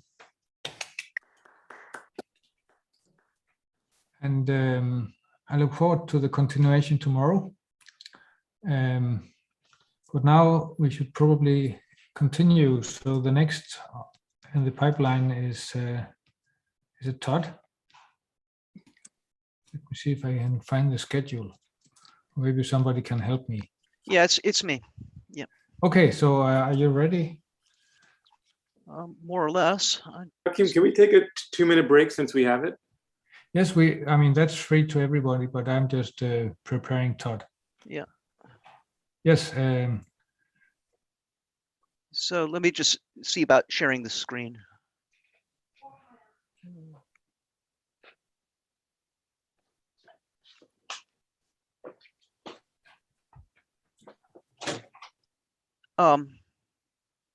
Joachim, how does Yes. that look to you? Looks very good. Okay. And it's filling up the screen. I mean, we can see the menu line. No, not the menu line. The toolbar, maybe it's called. But that's no. I mean, that's fine. Oh, okay. It looks fine to me. Okay. And I also like the title very much. It sounds like.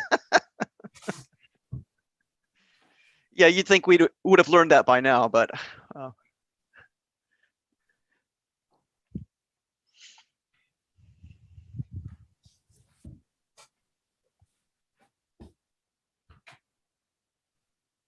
So you had sure functors behind your, I mean, on your background. So yeah. Will they be polynomial in the Eilenberg-MacLane sense, or are they infinite series? All of my Schur functors, all the ones that I consider are finitary. So. Finitary, but is it like a power series or is it like a polynomial? Yeah. So.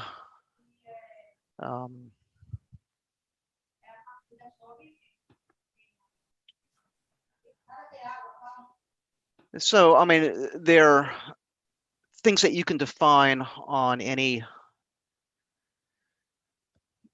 let's say, K-mod enriched symmetric monoidal category, which is Cauchy complete.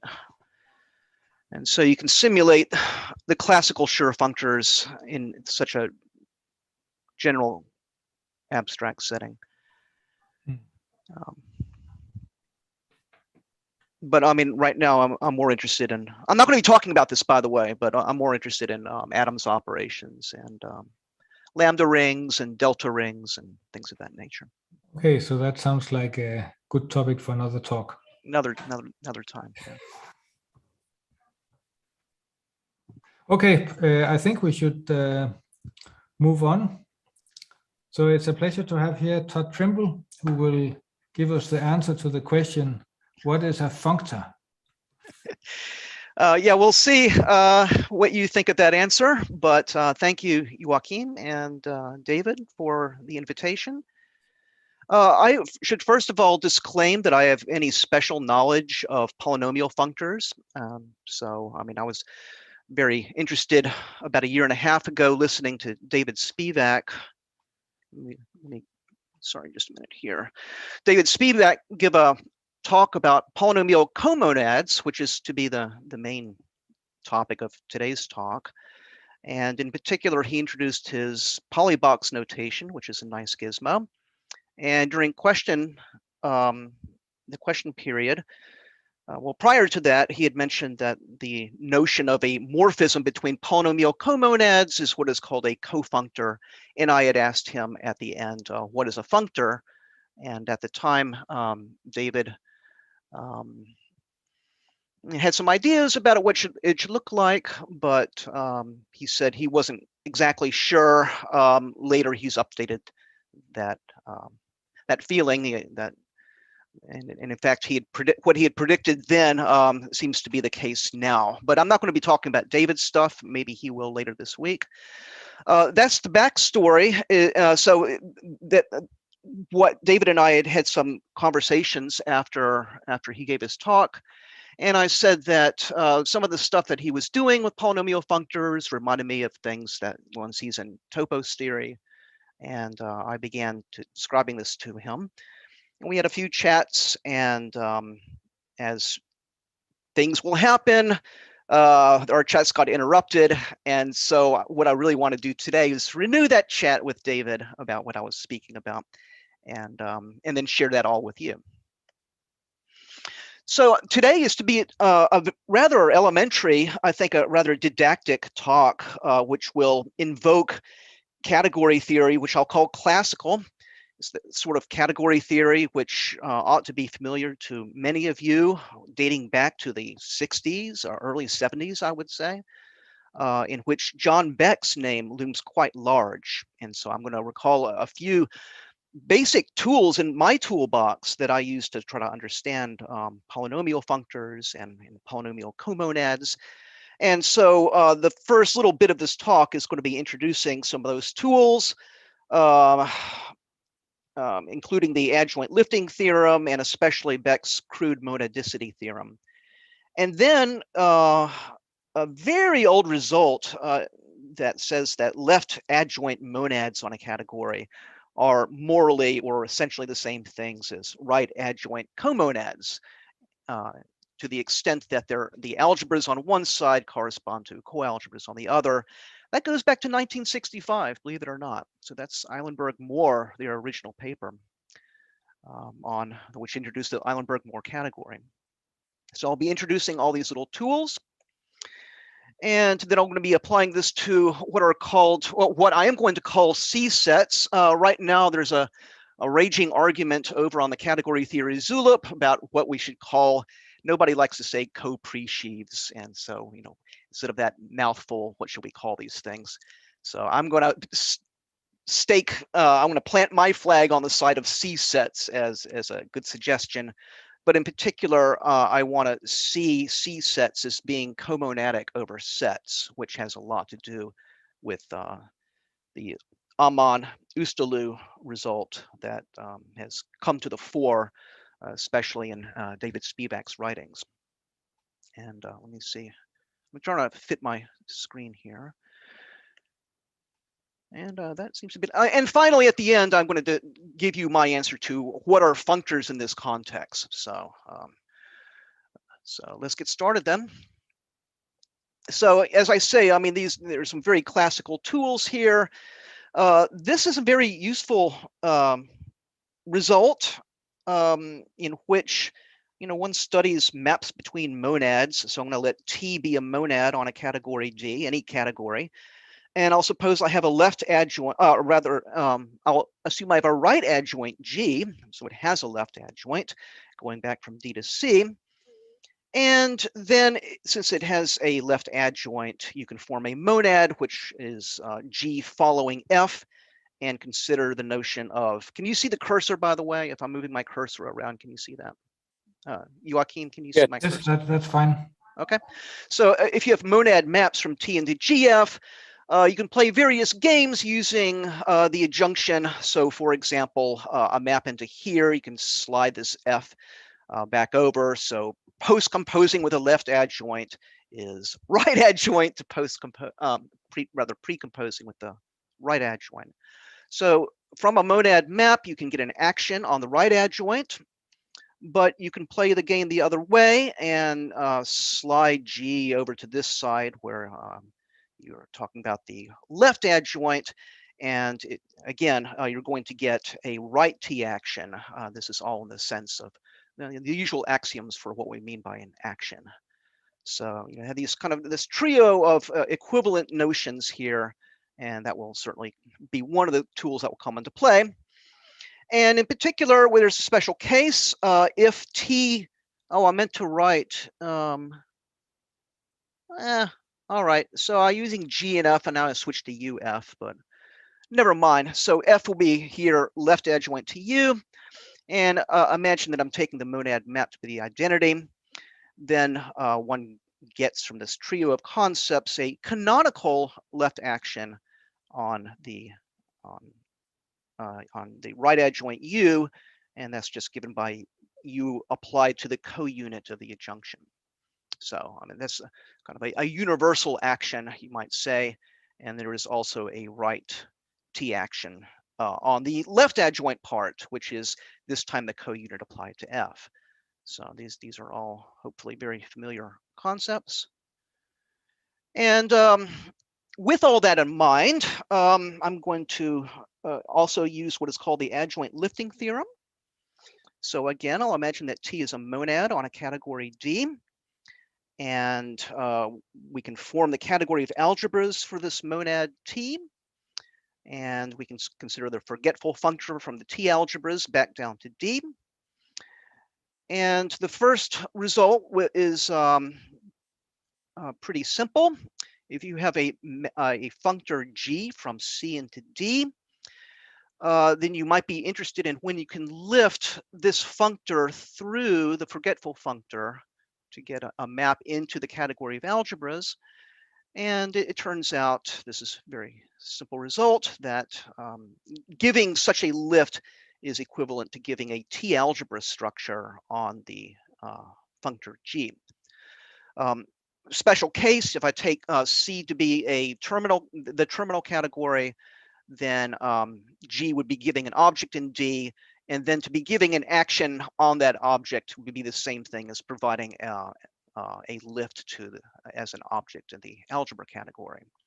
And the general case where C replaces the terminal category is not much more difficult. More interestingly, let's suppose that G is a right adjoint now. In this bullet point, we weren't assuming that, but now assume that G is a right adjoint. If C has reflexive coequalizers, then if in addition C has reflexive coequalizers, so I'll assume that you have a lifting here, then it turns out that if G is a right adjoint, then its lift is also a right adjoint. And that's an if and only if. So if G had as a right adjoint, then you can compose with this forgetful functor. This is a right adjoint with left adjoint being the free T algebra construction. But the other way is more interesting. So if G is a right adjoint, then its lift will be a right adjoint if C is reflexive coequalizers. And you can imagine what the construction of the left adjoint is. I'm calling that left adjoint F hat, going from T algebras back down to C. We were just listening to Christine's talk in which she invoked categories of modules. So as an example, you could consider, let's say that the category of algebras is, say, R modules for over a ring R, and C is, let's say, the category of S modules for another ring S. And suppose you have a ring map from R to S, that will give you a map in the other direction from S modules to R modules, which is called restriction, usually, restriction along scalars. And this has a famous left adjoint given by taking the tensor product. And that turns out to work quite generally. So if we assume that C has reflexive coequalizers, then we'll be able to do this. So let's see, G is assumed to have a left T action. From the previous frame, that means its left adjoint F will have a right T action. And I will use that right T action on F. I will call that beta.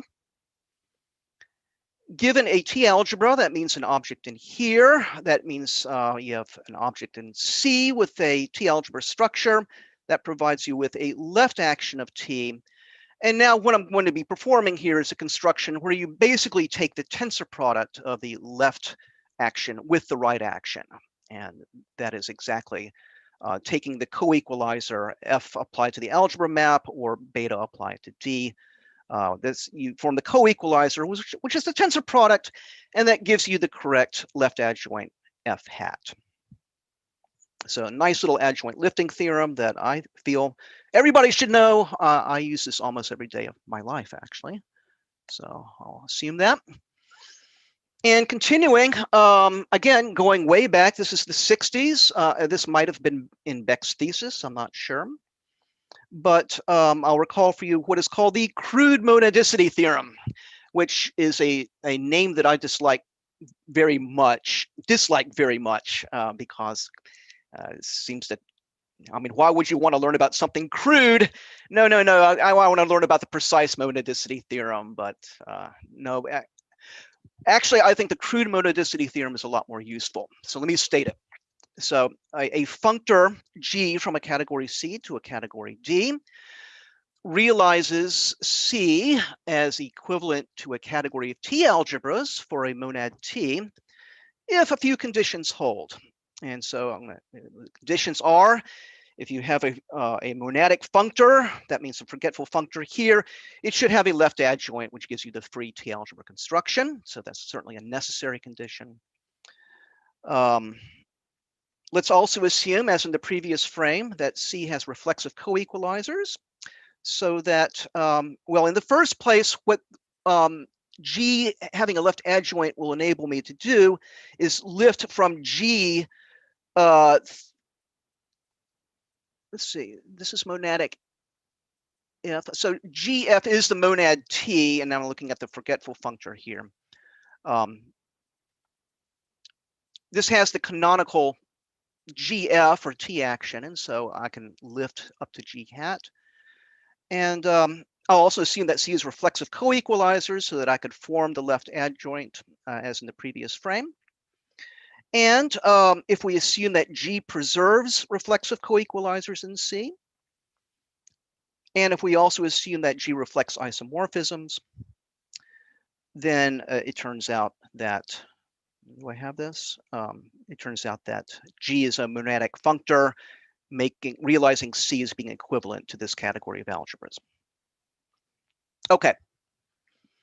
So this type of thing comes up quite a lot in practice when one is looking at, for example, Levier theories. I mean, it happens to be a fact that the forgetful functor from a category of Levier algebras over Levier theory does preserve reflexive coequalizers, and so this type of thing does come up quite an awful lot in practice. Okay. Just as an aside, there's also something, I think maybe John Beck might have called it a vulgar monadicity theorem. These are really turn-off words. I recommend that every student of category theory learns the crude, maybe the vulgar too. Okay, the final tool that I want in my toolbox is the fact that left adjoint monads on a category, let's say a category D, are in bijective correspondence with right adjoint comonads. So if M is a monad on D with a right and this underlying functor has a right adjoint, then one is able to equip that right adjoint with a comonad structure. And the comonad structure just comes about by a process which is called mating. The idea is that the category of left adjoints between two categories is equivalent to the opposite of the right adjoints in the other direction. So given the multiplication map on M, I'll call it mu, you can turn that around by mating to get a co-multiplication on the comonad, and similarly for the unit. I'm just going to be keeping track of time here. Okay. But that's not all. I mean, you know, again, if you have a monad with a right adjoint, so you get a comonad structure. K is my letter for comonad throughout this talk, and M is my letter for monad. So, if you speak German, which I do not, then I think comonad begins with K. So that's why. But in any case, the category of M algebras is equivalent to the category of coalgebras over the comonad, and that's just a facet of associating a map alpha, which gives you an action on D, to a coaction by flipping over to the right adjoint side. And so if you have the situation where you have a string of adjoints here, so I have say think of it as a forgetful functor U from C to D. If it has both a left adjoint, then I can form a monad, which is U following F. If it has a right adjoint, I can form a comonad, which is U following G, and these will be adjoint to each other. And the point is that the functor U can be regarded as both monadic and comonadic simultaneously. So that's a very nice situation to be in. This comes up quite an awful lot. We're going to see an example in just a moment, but this goes by various names. You have what is called the ambidextrous adjunction, where U has both a left and right adjoint. You get a notion of what's called a Frobenius monad out of this, but it's a very sweet situation to be in. Right. Oh, I should also mention, yeah, I was talking with Joachim before the talk, and I had mentioned things about Schur functors, and there's a notion called plethory out there, which is very important. For those who know a little bit about this, this subject, I will say that whenever you're in a context where you have an ambidextrous adjunction you have a left adjoint and a right adjoint, you're pretty close to talking about a plethory. So I'm just going to throw that out there as an aside. And the classical case would be where D is the category of commutative rings, and you get automatically a plethory out of that situation. Okay, but now I want to start putting these tools to use. So I imagine that we'll have a small category C, and just for the sake of notation, C naught will indicate the set of objects, C1 the set of morphisms, D0 will be the domain map from morphisms to objects, and D1 the codomain. And I'll let set to the power C denote the category of covariant functors from C into sets. And here we have an underlying functor. So if you have a functor from C into sets, then you can create the index tuple of values of an object F. Imagine you have an object F in here. You can form the tuple of sets F of C, where C is ranging over C naught. And so we get a forgetful functor into the slice category like so. And here we're in one of these situations where we in fact have a left adjoint. So yeah, we're going to see in a minute that this forgetful functor is monadic and comonadic. So I'd like to first describe the left adjoint.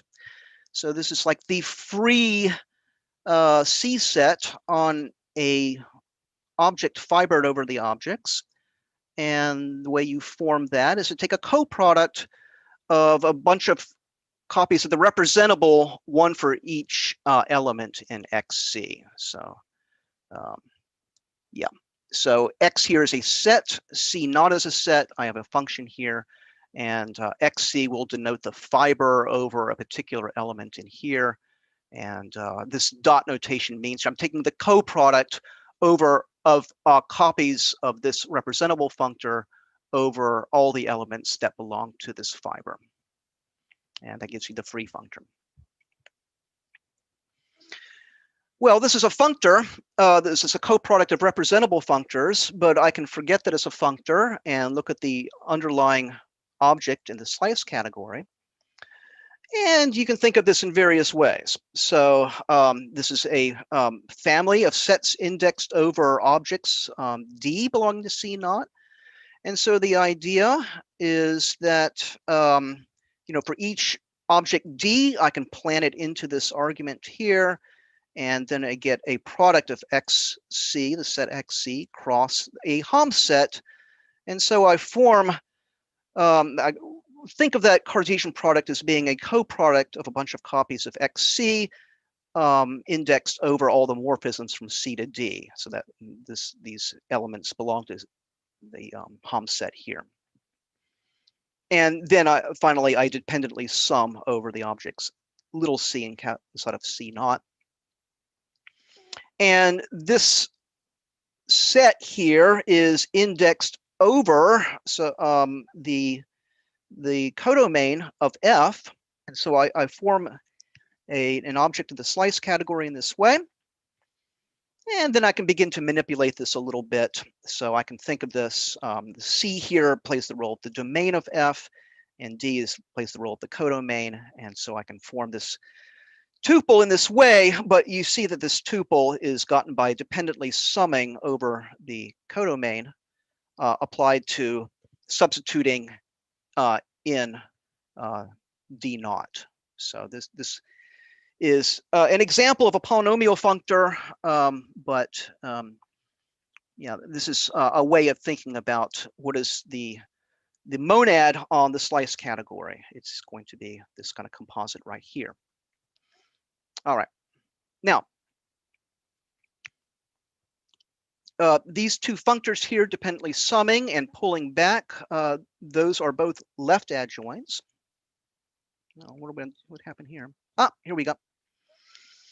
And for example, the right adjoint of this dependently summing along D1 will be pulling back along D1, and the right adjoint of pulling back along D0 will be taking the dependent product along D0, and we get therefore a right adjoint to this monad construction here.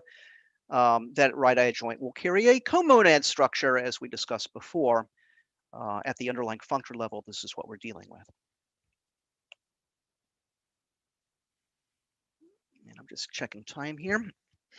And here's a little proposition that this functor from the category of C sets down to the slice is crudely monadic, meaning it satisfies the hypotheses of the crude monadicity theorem.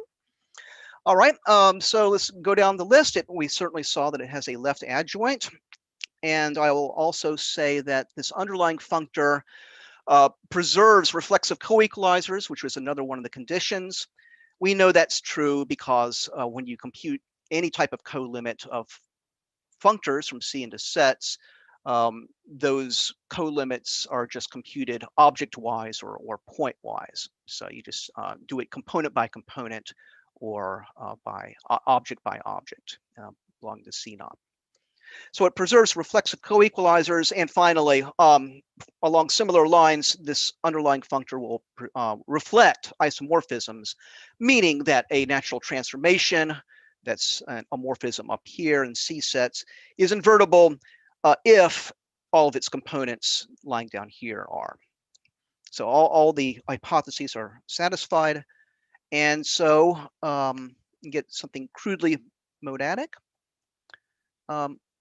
I have a feeling I might have forgotten to say something a few slides back. If you will forgive me, I'm going to go back a little bit. Sorry about this.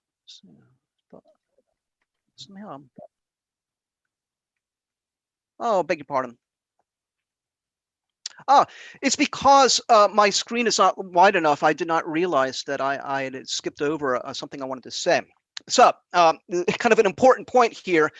I had meant to say that going back to crudely monadic functors, they actually compose, because if you actually look at two functors which are composable, satisfying all three of these conditions, then their composite will preserve reflexive coequalizers, and their composite will reflect isos.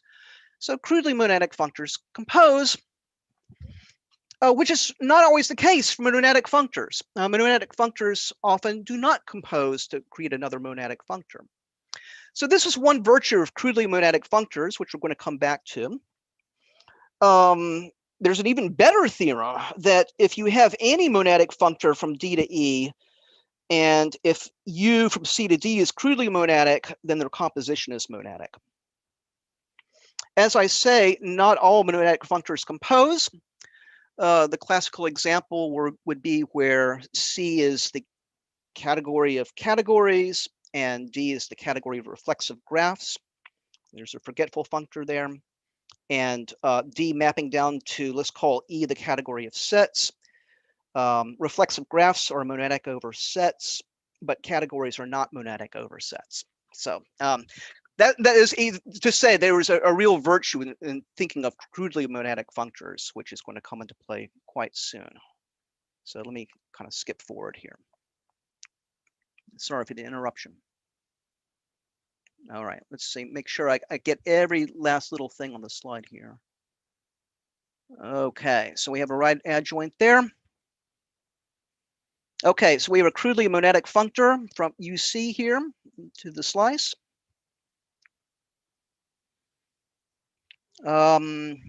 Yes, I've already mentioned that we have that this monad has a, well, it has a right adjoint given by the Eilenberg-Moore theorem. And so the underlying functor UC going from C sets down to the slice, that's also comonadic. The right adjoint would give you, is given by this construction here.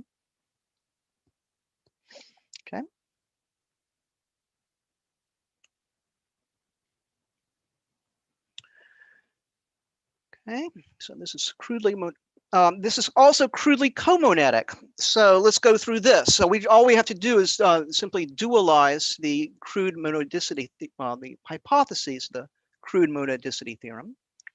So let's see. It's crudely comonadic because this forgetful functor has a right adjoint GC. It reflects isos. We saw that before. And also UC will preserve co-reflexive equalizers for essentially the same reason that you compute limits in the functor category component by component. So you have all those hypotheses. It's crudely comonadic. And now we want to be talking about polynomial functors. So we essentially want to descend down to the category of sets and not remain up at the slice level. So what I'm going to do is I'm going to follow UC by another functor, which is just a forgetful functor from the slice down to sets. If you have a set fibered over C naught, then you can forget that fibering and just refer to the domain of that fibering. That's the forgetful functor, and this is comonadic, and this is certainly, I think, a well-known result. But moreover, it's crudely comonadic. So just to quickly go through this, the comonad in question for this functor here will be gotten by taking the product with C naught. C naught, this is a set, but it automatically comes equipped with a comonoid structure where the co-multiplication is the diagonal map and the co-unit would be the trivial map down to the terminal object. So you get a comonoid, and therefore when you multiply by C naught, you get a comonad. A function that is a fibering over C naught is tantamount to giving a coalgebra structure where you retrieve this map here just by projecting this function onto its first component. And finally, the number of ways in which you can see that this forgetful functor preserves co-reflexive equalizers. One proof you might offer is that in the lore on polynomial functors, it's well known that this forgetful functor preserves connected limits, and co-reflexive equalizers would certainly be an example of those. So this functor here is crudely comonadic. And therefore, when you compose these two functors, these two crudely comonadic functors, you get another comonadic functor. And this is maybe the first step to imagining how we might have seen back in the early 70s or so that that there's a close connection between categories C and polynomial endofunctors or polynomial comonads. So let's take stock of the situation. This is a comonadic functor. It has a right adjoint. So we have a right adjoint, which I call G of C, and we have this kind of pullback, which is right adjoint to the forgetful. You can compose these adjoints. So you get an adjunction from the composite from C sets down to sets. This is left adjoint to this composite. And when you follow the left adjoint by a right adjoint, you would get a comonad, which I've displayed here down below. So let's see. Yes, so this comonad explicitly is given by composing these right adjoints followed by composing these left adjoints. That's this composite across here. K is the comonad. But at the same time, we also describe KC as a functor as being pulling back along D1, followed by dependently taking the product along D0. So we saw that as well. And this gives you a prime example of a polynomial functor. If you compose these two maps here, you're going to get the canonical pulling back to the slice, followed by taking this dependent product, followed by taking the sum. And that's what we're looking at. So we've discovered now that P is a comonad. This is a kind of a typical maneuver in topos theory, I'll say. So, I mean, there is a theorem that says what what one observes is that when you internalize the construction of C sets to any topos, one invokes a theorem that if you have a comonad which is a right adjoint, then certainly the coalgebras will also form a comonad, and something similar is going on here. So it turns out, I mean, I will say that you have a left exact comonad here. Its category of coalgebras will be a topos, but even more so, I mean, we have a product, rather a pullback preserving comonad, which is I'm calling P, and one can slightly generalize the theorem that says that coalgebras of a Lex comonad form a topos, and relax the Lex or left exact to just assuming pullback preserving.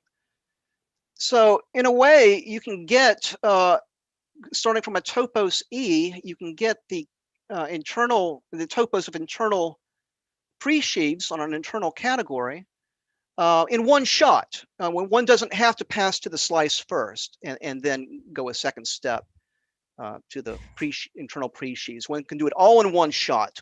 So that is what is going on here. It's kind of a nice result. Not as well known as it should be, I don't think. Let me make sure I'm not missing anything. Okay. Okay, so we have a polynomial comonad, P. And so, I mean, putting everything together, I mean, now, you know, since we've established this, that the composite of these two comonadic functors is also comonadic, we see that the category of P coalgebras is comonadic over sets. So, I mean, that's maybe one of the first observations one can make in this, that, yeah, these co-pre-sheaves are comonadic over sets. Yeah, so, I mean, this is a first indicator, let's say, that you get co-pre-sheaves as co-modules over a polynomial comonad.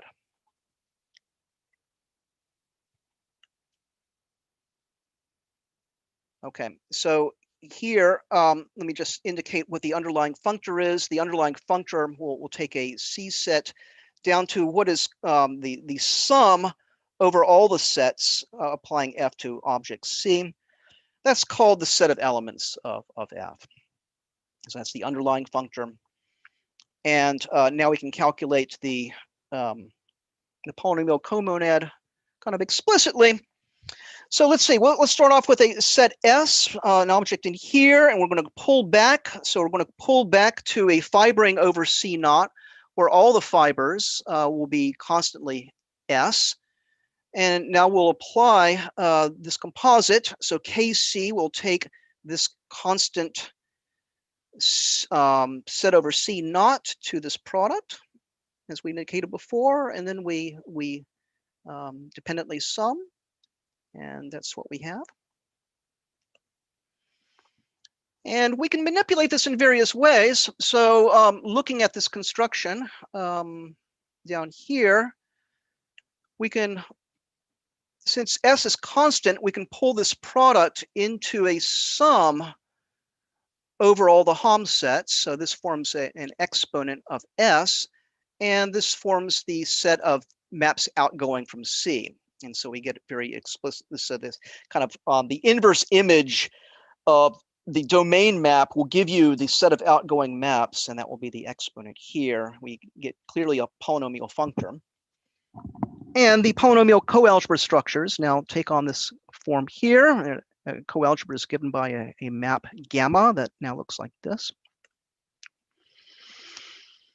And so if we want to somehow identify this coalgebra structure F with a category of elements of F, so what we do is, first of all, we want to think of S as being fibered over C naught.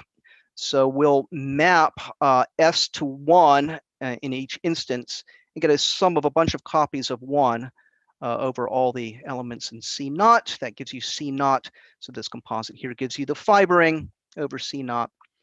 And moreover, if you have a morphism f from C to D, then the corresponding maps between fibers, I'm calling it S of F. Well, it works like this. So you start off with an F from C to D, and this map here will take an S belonging to this fiber over to, well, let's see. This is as in Steve's talk. We have this sort of second component gamma of S, which is a map from D naught star of C down to S. That gives you a function, and you F belongs to D naught star of C. It's an outgoing map from C, so you can apply gamma of S to F, and you'll wind up in the fiber over here, and that gives you the functoriality of the construction. Okay, so now we come to, I'm just checking the time. Now we come to the question, what are functors? All right, so just to introduce some notation here, we have a, for each category, small category C, we have a polynomial comonad. And I'll typically use Q for the polynomial comonad for a category D. We have underlying sets, P of 1, which will be the set of objects for C or D. And I will now revert notation. MP will denote the monad that we described earlier. I called it MC before, but now I'll call it MP. And MP will have a right adjoint comonad. And finally, we have a coalgebra category set to the C. Often what people do to denote a coalgebra category is, instead of using set to the power P, as in the category of algebras, they lowercase it. So this is the category of coalgebras. So that's just notation. Okay, now here we go. So a functor F from C to D is, drum roll, well, actually what I'm going to say first is what a functor is not to start with. And so the idea is that you might take an initial guess as to what a functor ought to be in this language of polynomial comonads and so forth. And so our first guess might be, okay, a functor, you need to give an object assignment, which I'm going to call little f, and together with a lift up to the functor categories here. I mean, morally, you might think that a functor is more or less given by this. Let me go into this a little bit, please. What does it take to give this lift f? Well, let's follow this composite of functors, UP followed by sigma f. That is a map into this functor, which is receiving the forgetful functor from a category of coalgebras, to create a lift. To lift this composite up to this level, you need to endow this composite with a coalgebra structure. Right, or an MQ algebra structure, same deal. I will observe that this composite here is actually a left adjoint.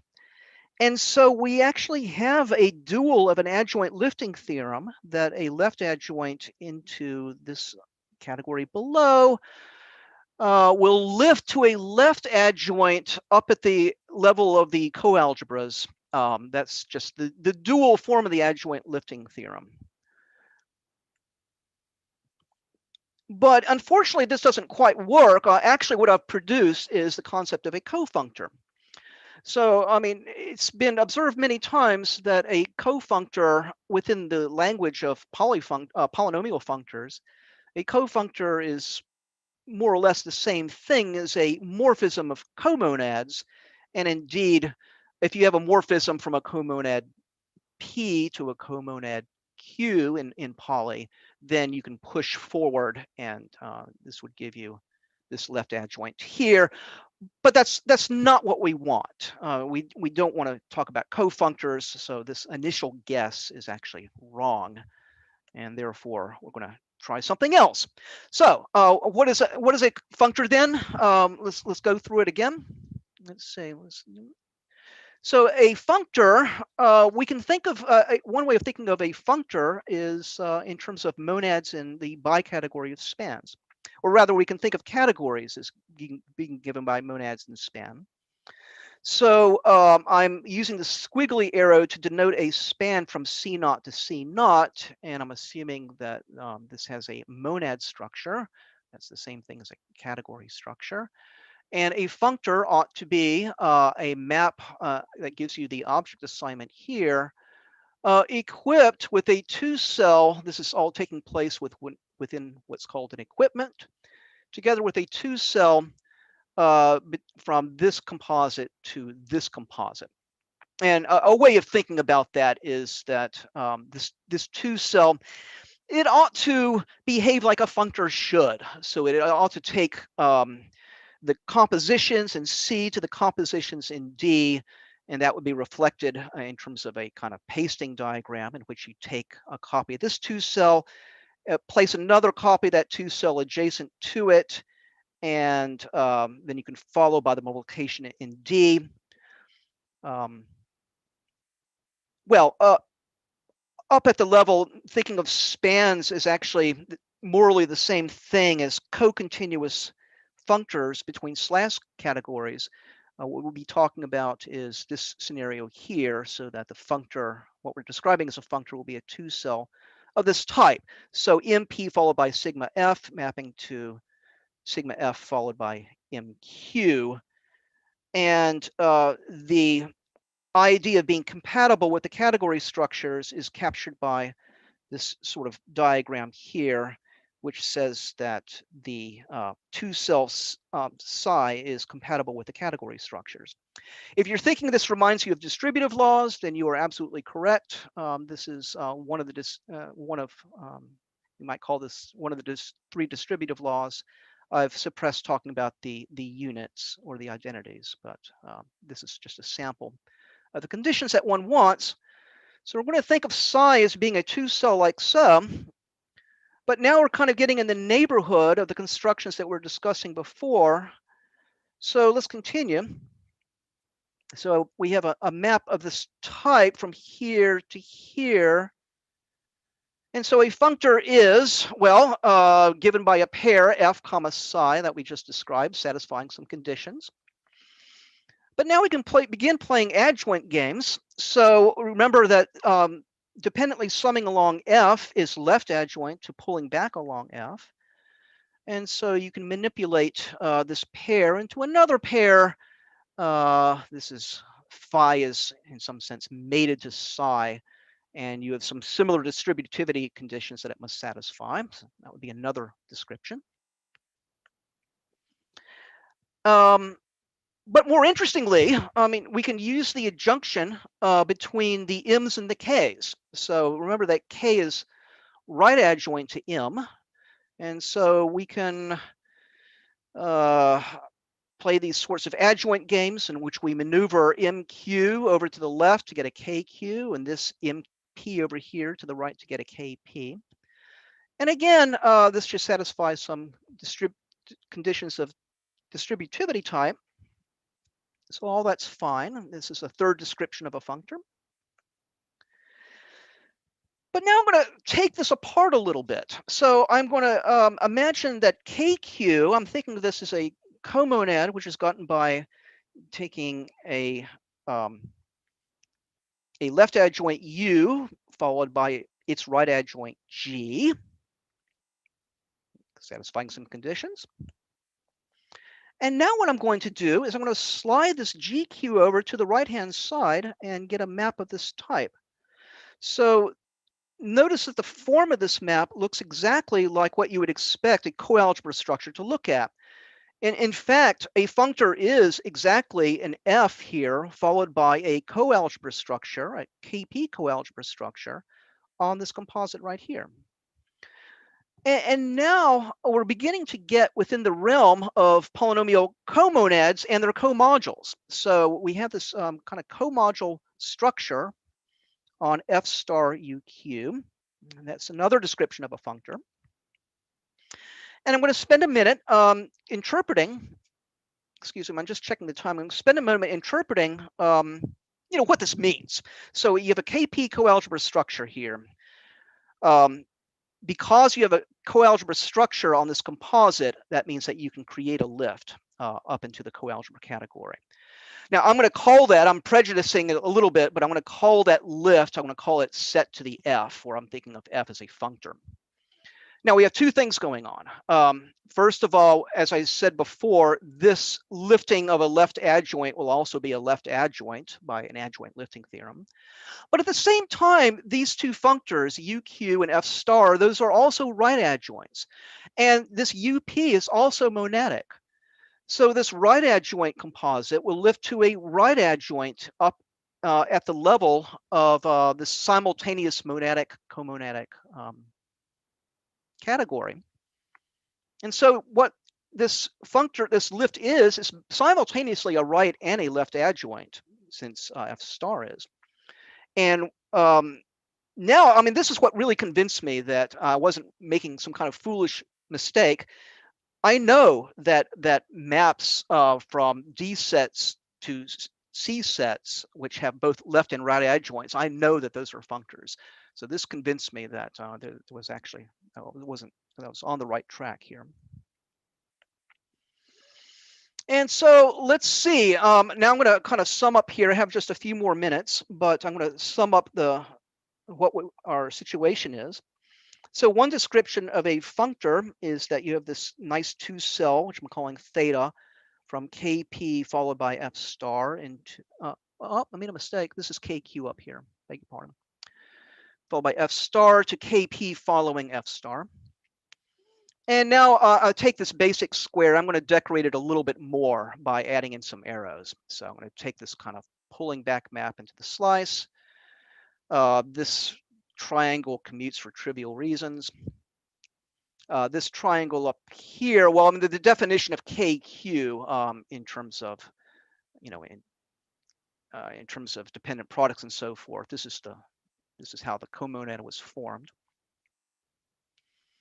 And so, okay, all very well and good. Looking down at the bottom, we have this bottom composite, which is a polynomial functor. That polynomial functor is P, and that's just another name for P. Round the top, we get, yes, this will be a polynomial functor, but it's not expressed in standard polynomial form. Let me put it this way. Polynomial functors from sets to sets are the same as functors which preserve connected limits. And this clearly preserves connected limits. It just doesn't happen to be in a standard polynomial form. But I'm going to rectify that right now by inserting a Beck-Chevalley condition. So I'm going to pay close attention to this composite right here. And I'm going to form a Beck-Chevalley square. I'm going to have to kind of angle up a little bit, which corresponds to a pullback. I want you to see the pullback. I'm having trouble seeing it myself. I have to maneuver the avatars a little bit. But here's the pullback down here. I need to reduce the size. So we have D naught and F. We take the pullback square and attach to this pullback square, there is a corresponding Beck-Chevalley commutative square that looks like this. And now we're in good shape because now we have a polynomial functor in standard form, which is gotten by first you pull back all the way over here, then dependently product, and then dependently sum. And now everything's in standard form. So. Okay, so now we have this standard polynomial. We can read off what the corresponding bundle is that gives rise. I think Steve called this the generating function or something, like generating morphism or something. That's what I'm calling H here. So given the H, we can create a polynomial functor. And that's what this is. But just to recap,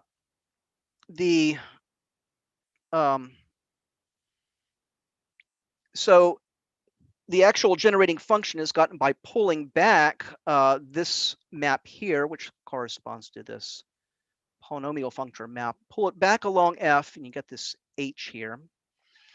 And then finally, the map theta would correspond to a polynomial functor map theta from f star q to p.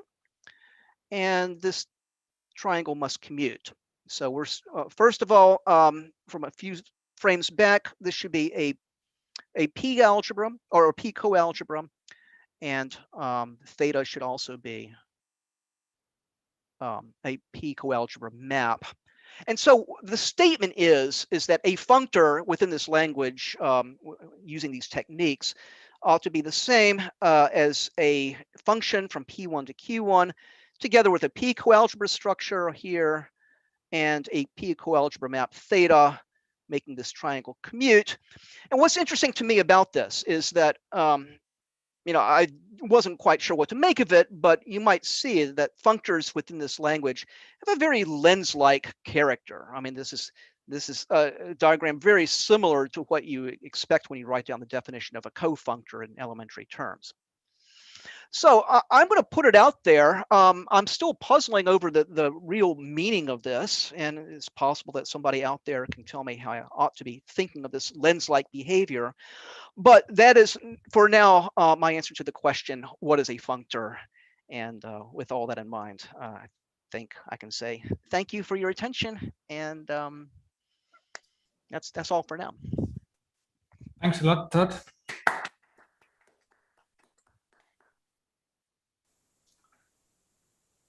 Are there any questions? Maybe you should just speak up.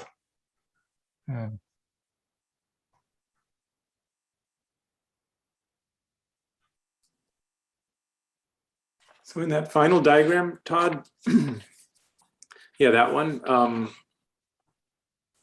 So you're saying a functor from P to Q is this data with some conditions? The conditions are that f star q carries a coalgebra structure and theta carries, well, it is a coalgebra map, making the triangle commute. Ah, okay, wow, very cool. I had not seen that, thanks. Yeah, it's weird. I think it's weird. When you write P1y, what's the juxtaposition? Oh, I'm sorry. Yeah, I'm adapting David Spivak's notation. So he often denotes polynomial functors, where you can think of y as either a formal variable, or you can think of it as uneta, and in this case would be uneta attached to the terminal object. So I mean, this is a linear. This thing here is a linear polynomial functor gotten by multiplying your basic linear thing y by P1. P1 is a set. P1 is the P1 is where you apply P to the terminal. So that would give you, in fact, the underlying set of the category. So you use the base of the bundle to multiply. So y is just, which bundle is y? The identity. Yeah. On what? So this just takes a set and multiplies it by P of 1. Is that right, Todd? Yeah, it's a functor which takes a set S to P1 cross S, which, by the way, is a comonad. But this is a pullback in polynomial functors. This is not. I'm not asserting this is a pullback square in polynomial comonads.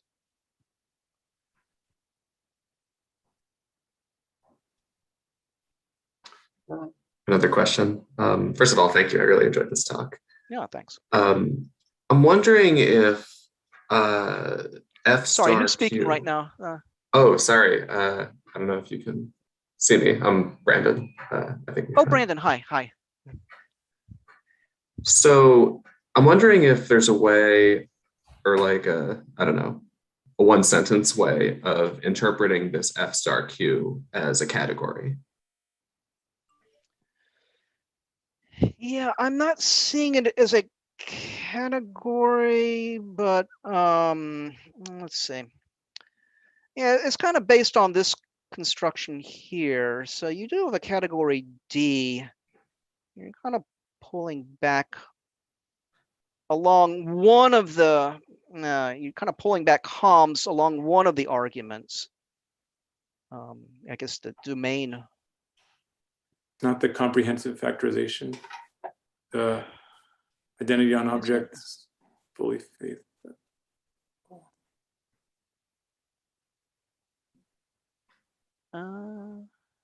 Yeah, I didn't think I was getting a category.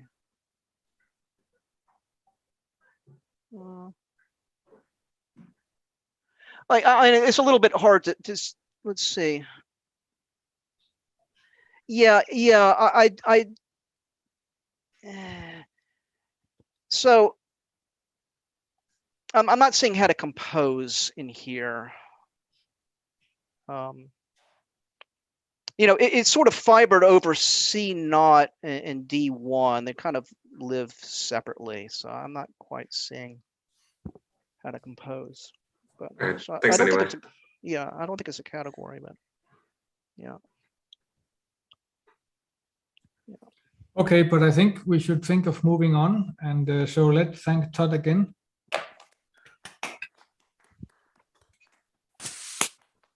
And that's a lot of stuff to think about. Fred, are you ready to? Yeah. Shall I do the screen share testing? your screen while people take a half-a-minute break? Yeah.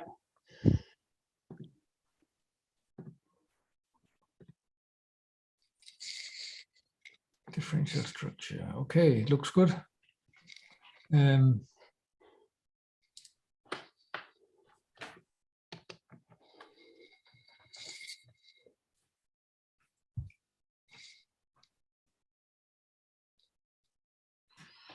But yeah, maybe we can just wait 1 minute. Sure. I think we need it. I'll be back in 20 seconds.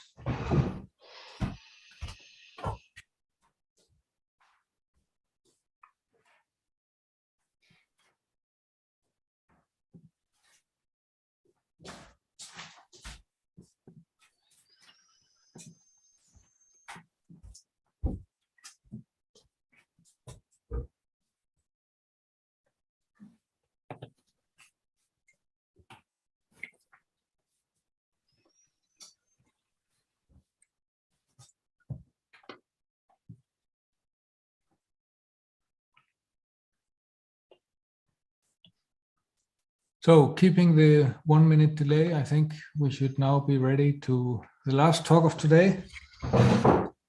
Nordvall Forsberg will talk about the differential structure of polynomial functors.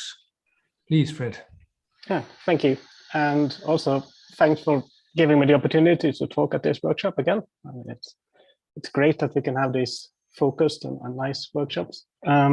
So this talk is the last talk of the day, and it's late where I am at least. So I'll try to not keep it too technical.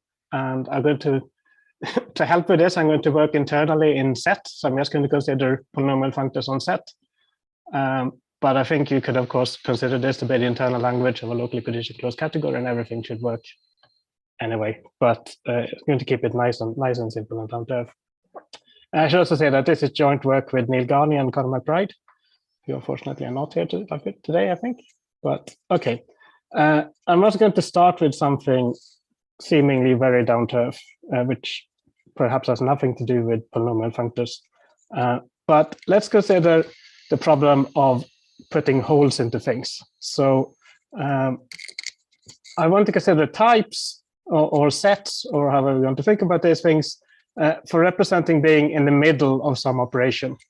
So for example, here is the tree where I am in the middle of traversing the tree, perhaps. I put a hole here in the middle of the tree, and I probably dealt with this bit already, and now I have to go down and deal with this bit. So this is representing being in the middle of doing something to this tree. Right? And similarly, here is a list where I have a hole in it. So I've looked at the things to the left of my list probably here, but I still have to consider things on the right. So I have a hole here in the middle, which tells me where I am in trying to manipulate this list. Or here's a matrix or a two-dimensional array, or whatever you want to call it, which is like an ordinary matrix, except that I put a hole somewhere in it. Right? And these things I claim are useful for many things. So for example, if you're representing a text editor, then you have something like this, right? You have the cursor somewhere on the screen, and you have to keep track of where the cursor is, and you need to be able to be ready to move left or move up or move right, etc.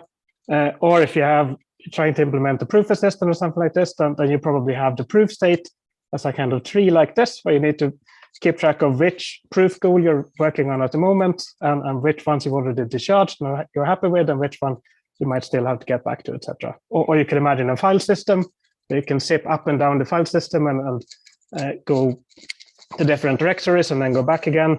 Or even a window manager where you're trying to remember which window is in focus and which one is behind other windows, etc. So you're zipping around and having one thing in context. And more generally, this has been described in a Perl by Gerard Juret, and he called it the zipper. But I'm just going to focus on a simple version of this today. So the zipper is more general because you can focus on an entire substructure. Here I'm just focusing on a hole in the structure, right? But okay, so let's see if we can try to represent these things. So again, it's late, so let's try to be very concrete. If I have a data structure, how can I make another data structure which has a hole in it? So let's just consider some very simple data structures and see if we can figure this out. So the simplest one I can think of is my data structure, which is exactly the data I want. So I have something that looks like this. I have one place where I can store some data, and now I want to make a hole in this data. So I just put a hole here. So then there's absolutely nothing I can do with this, right? I mean, I have no place left to put any data whatsoever. So there's one canonical way to make a hole in this structure X, right? Where here by one, I mean the one element set. So there's absolutely no information in X with a hole in it, because I have to put the X in the hole in the only place where I have my X, right? And if I have a constant data structure, so I don't have any place for any X whatsoever, then there's absolutely no way I can make a hole in this, right? Because I have no X to make a hole in. So this should be the 0 element set, right? There's no way to make a hole in something constant because there's nowhere to put the hole. Okay, so that's good, easy warm-up cases. What if I have a sum of two data stripes? So this means that I either have an element of f of x, or I have an element of g of x, right? So I can give the user the choice to want something on the left or something on the right.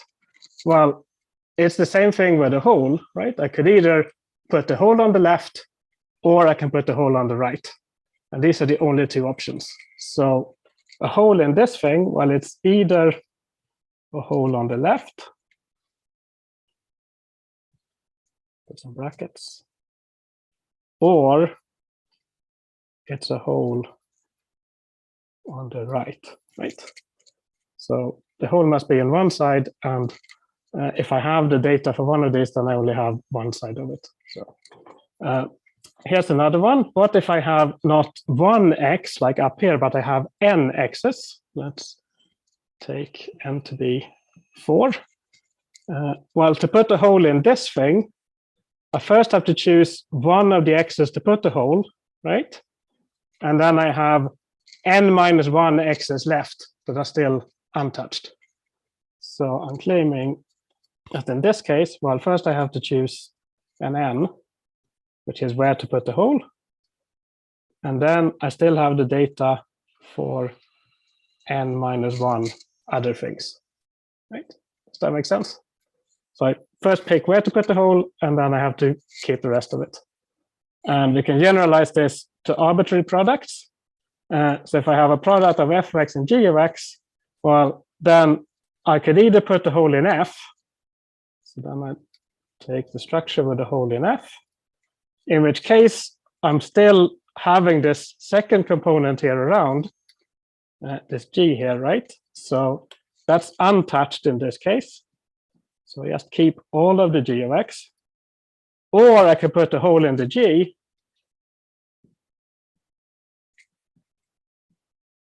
in which case I'm keeping the f untouched, right? And this here, of course, is a special case of this, right? So I think these are not too hard to work out, but let's see if we can stretch ourselves to also do a composition. So what if I have an F structure So I have an F, and then whenever I reach the X in my F, I'm attaching another little G structure to it. Right. So this is my F.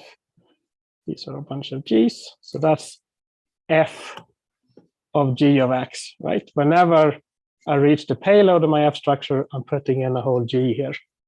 Okay, so what does it mean to have a hole in this thing? Well, the hole is going to be somewhere at the end here.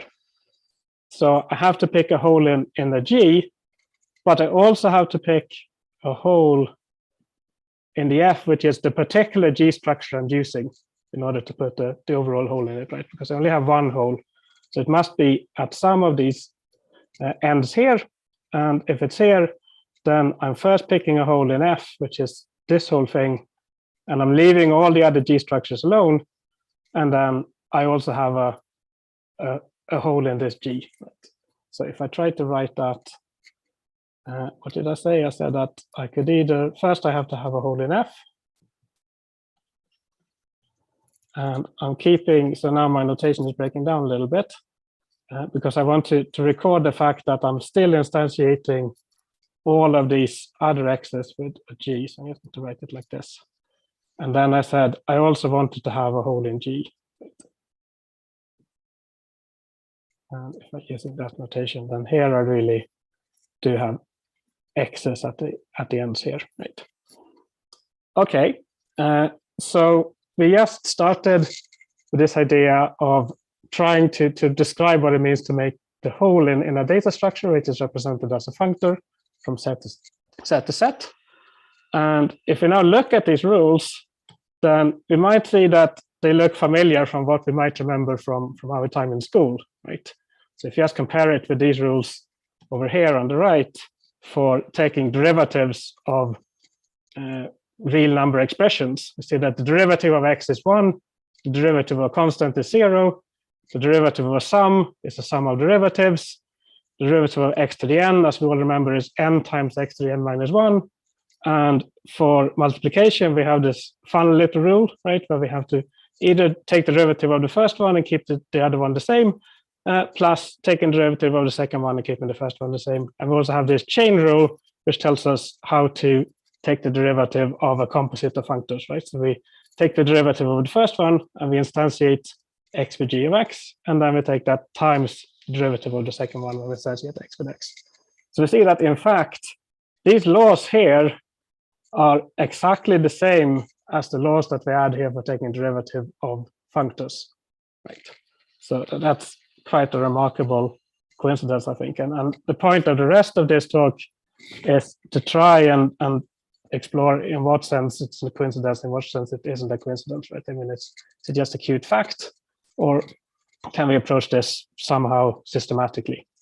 But let's see if we can explore this left-hand side a little bit more, because we know about the right-hand side here from our school time. Fred? Yeah.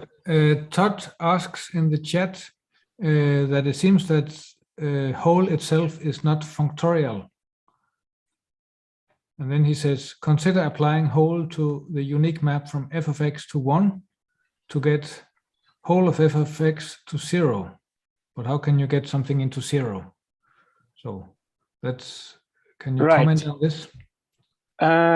Let's maybe get back to that later. But the main thing I would say, I think the notation I used here on the left is a little bit deceiving because I wanted to look like the notation on the right, right?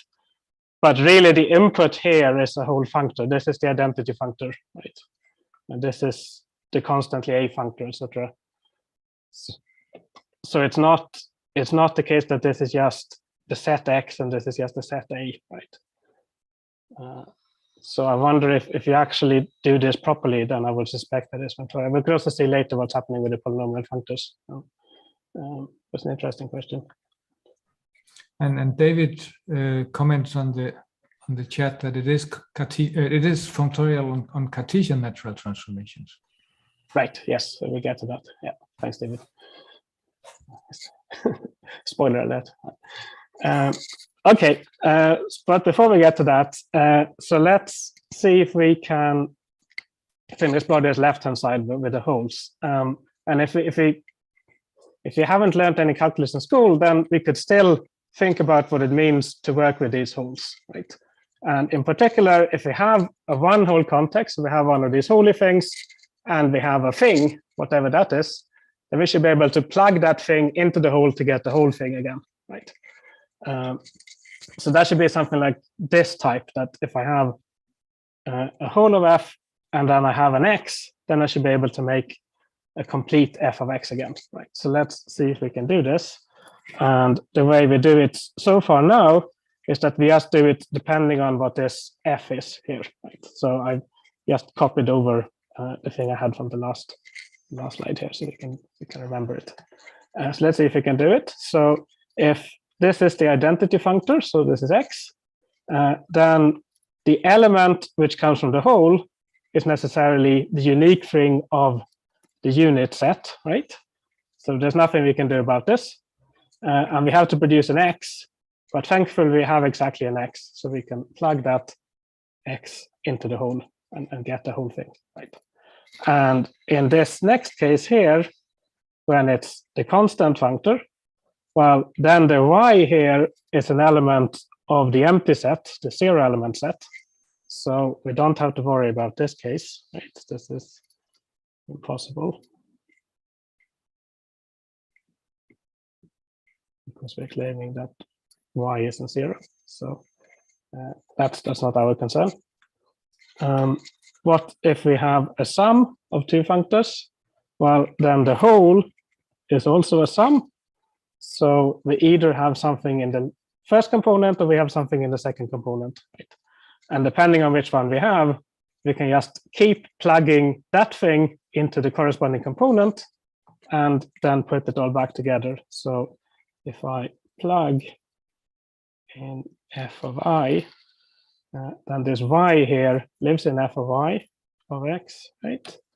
And the x lives still in x, so that makes sense. That gives me something in f of I. So if I now just put the injection back on, then I get something in f of I plus f of, f of I plus f of not I, right?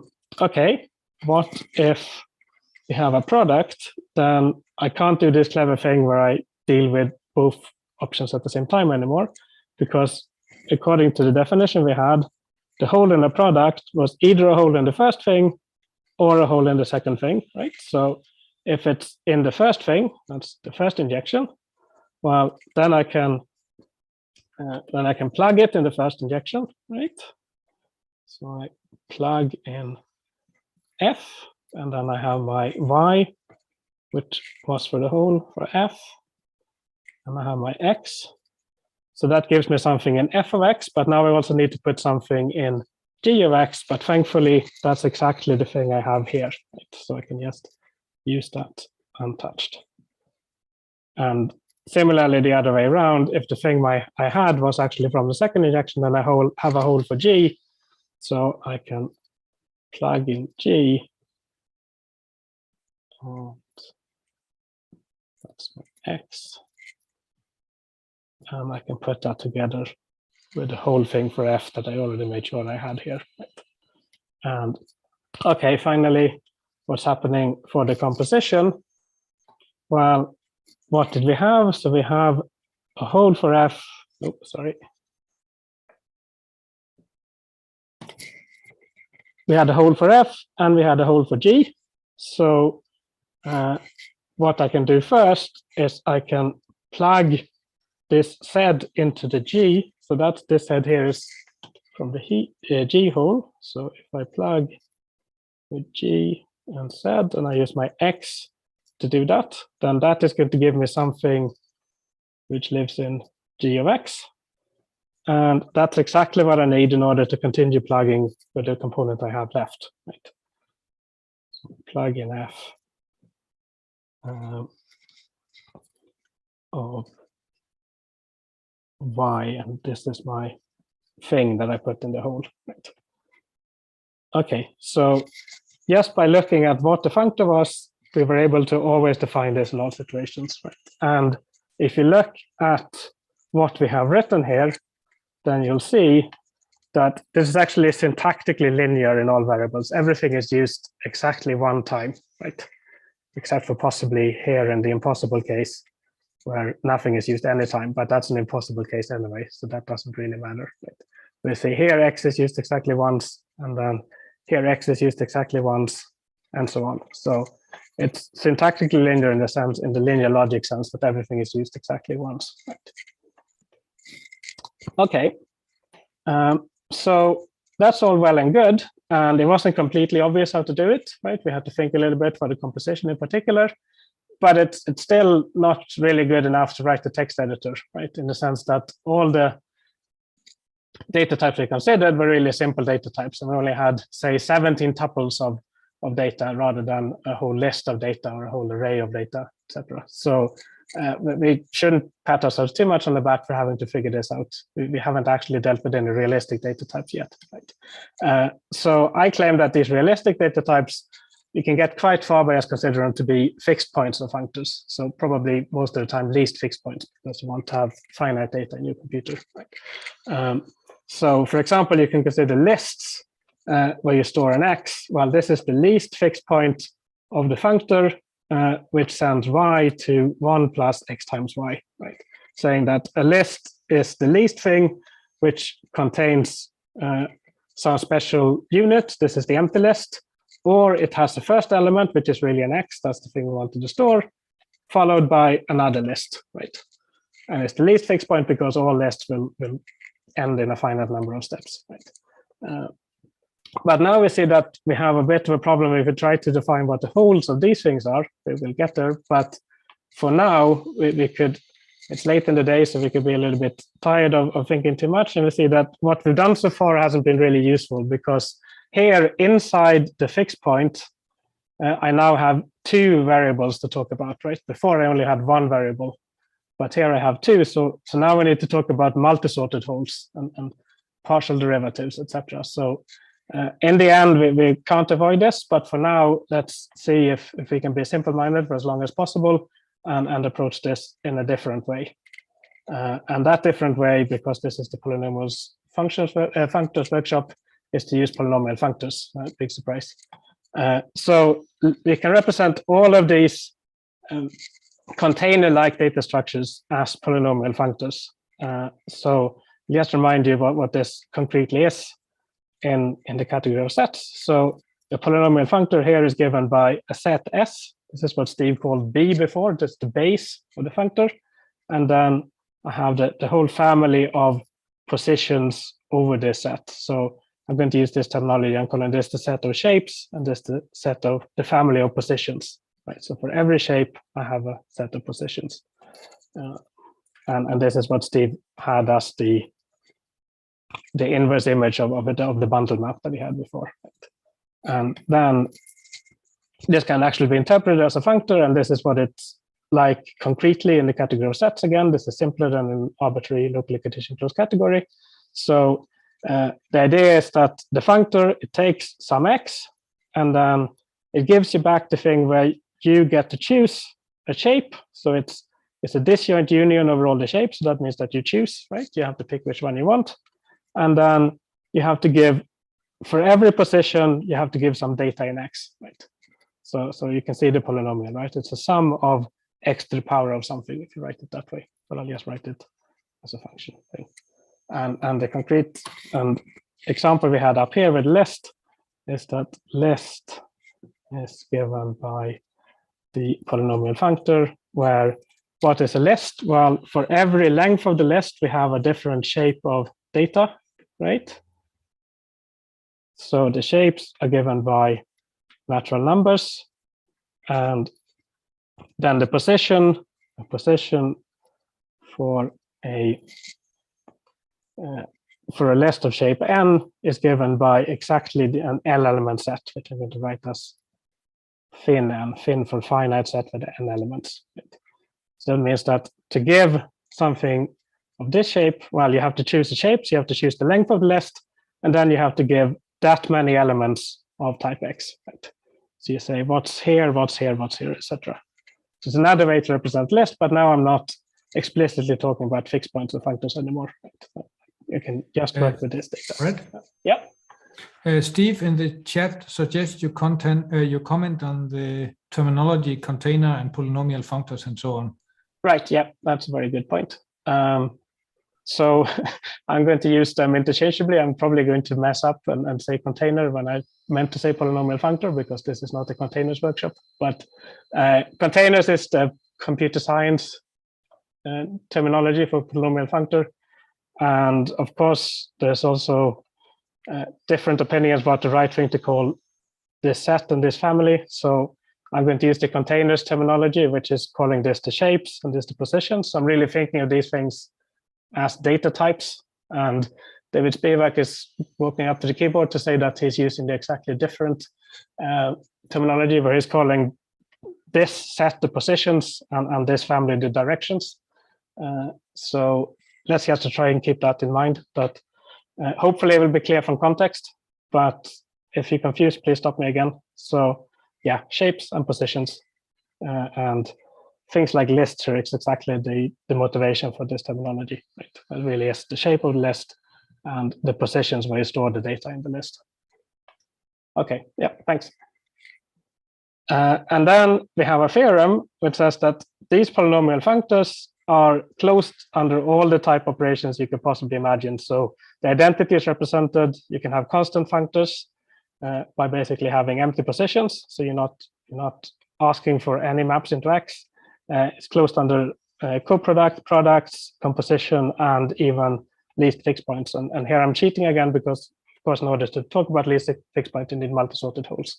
But if you generalize this to n-ary containers, n-ary polynomial functors, then as we'll do later, then you can see there's also closed on least fixed points.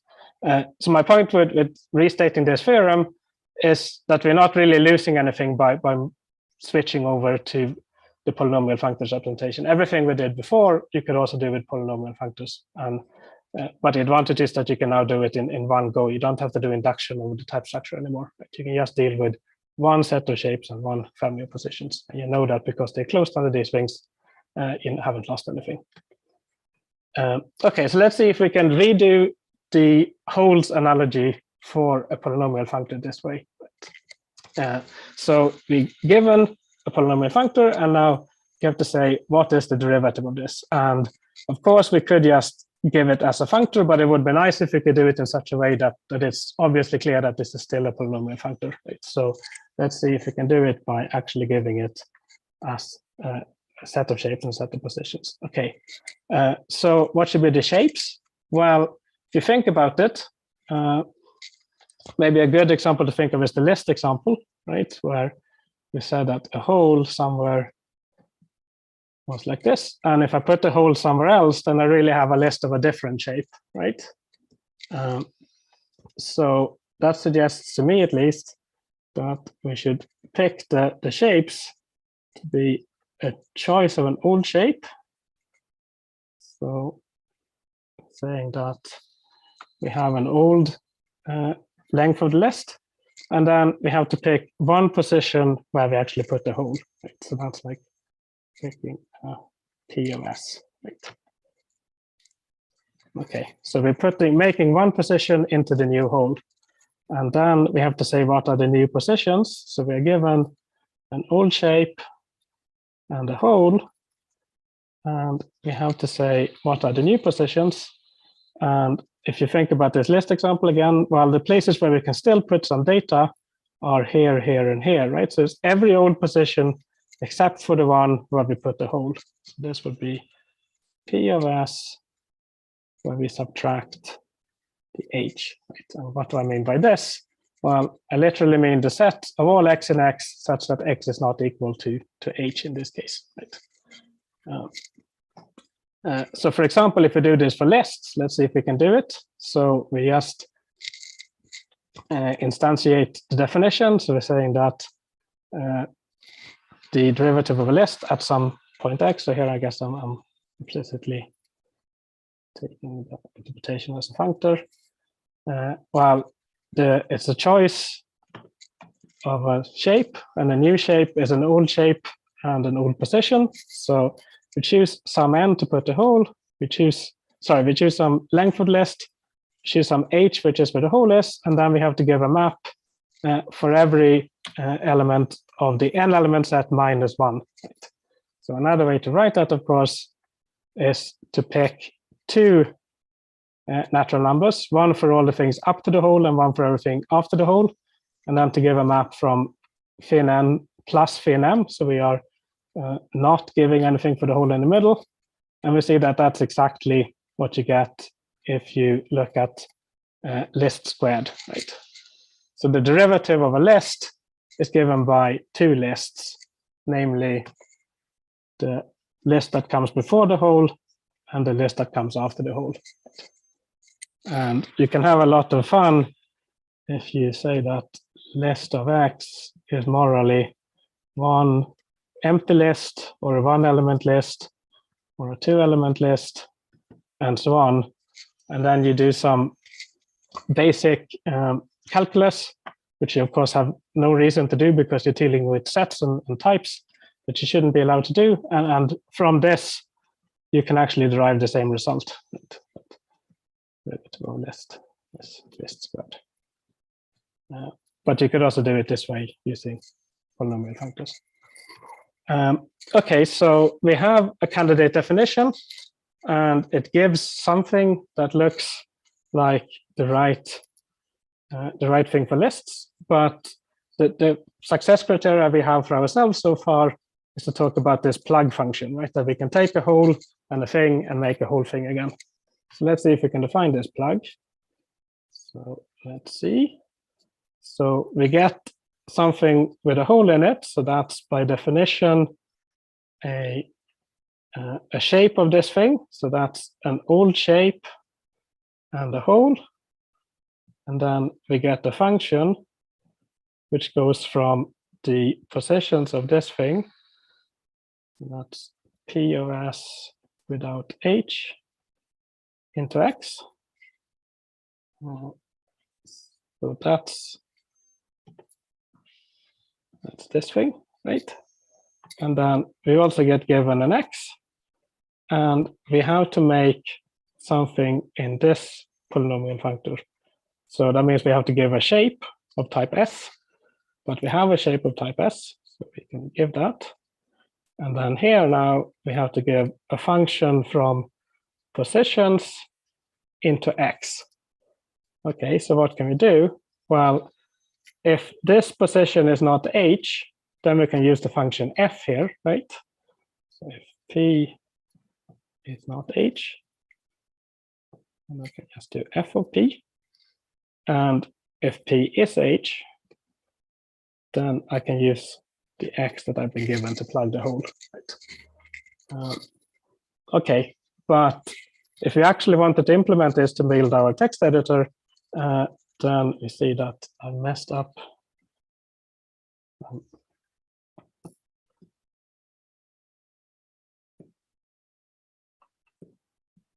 Okay, I'm still messed up. I can fix that later.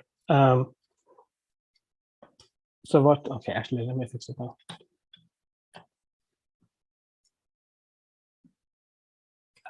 Okay, yes, good to stop trying.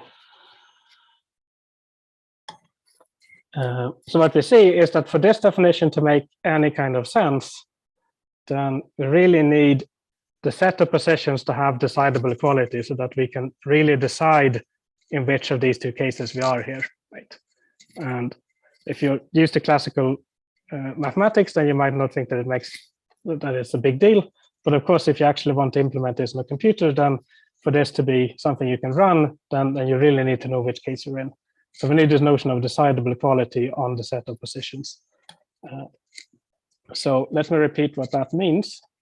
And again, it's if you're a type theorist, it's exactly what you would expect. So you say that a set X has decidable equality if we have a function here, which for every X and Y actually tells us if we're in the case where X is equal to Y, or if we're in the case where X is not equal to Y. And we're using this co-product here in order to really tell which case it is. Right?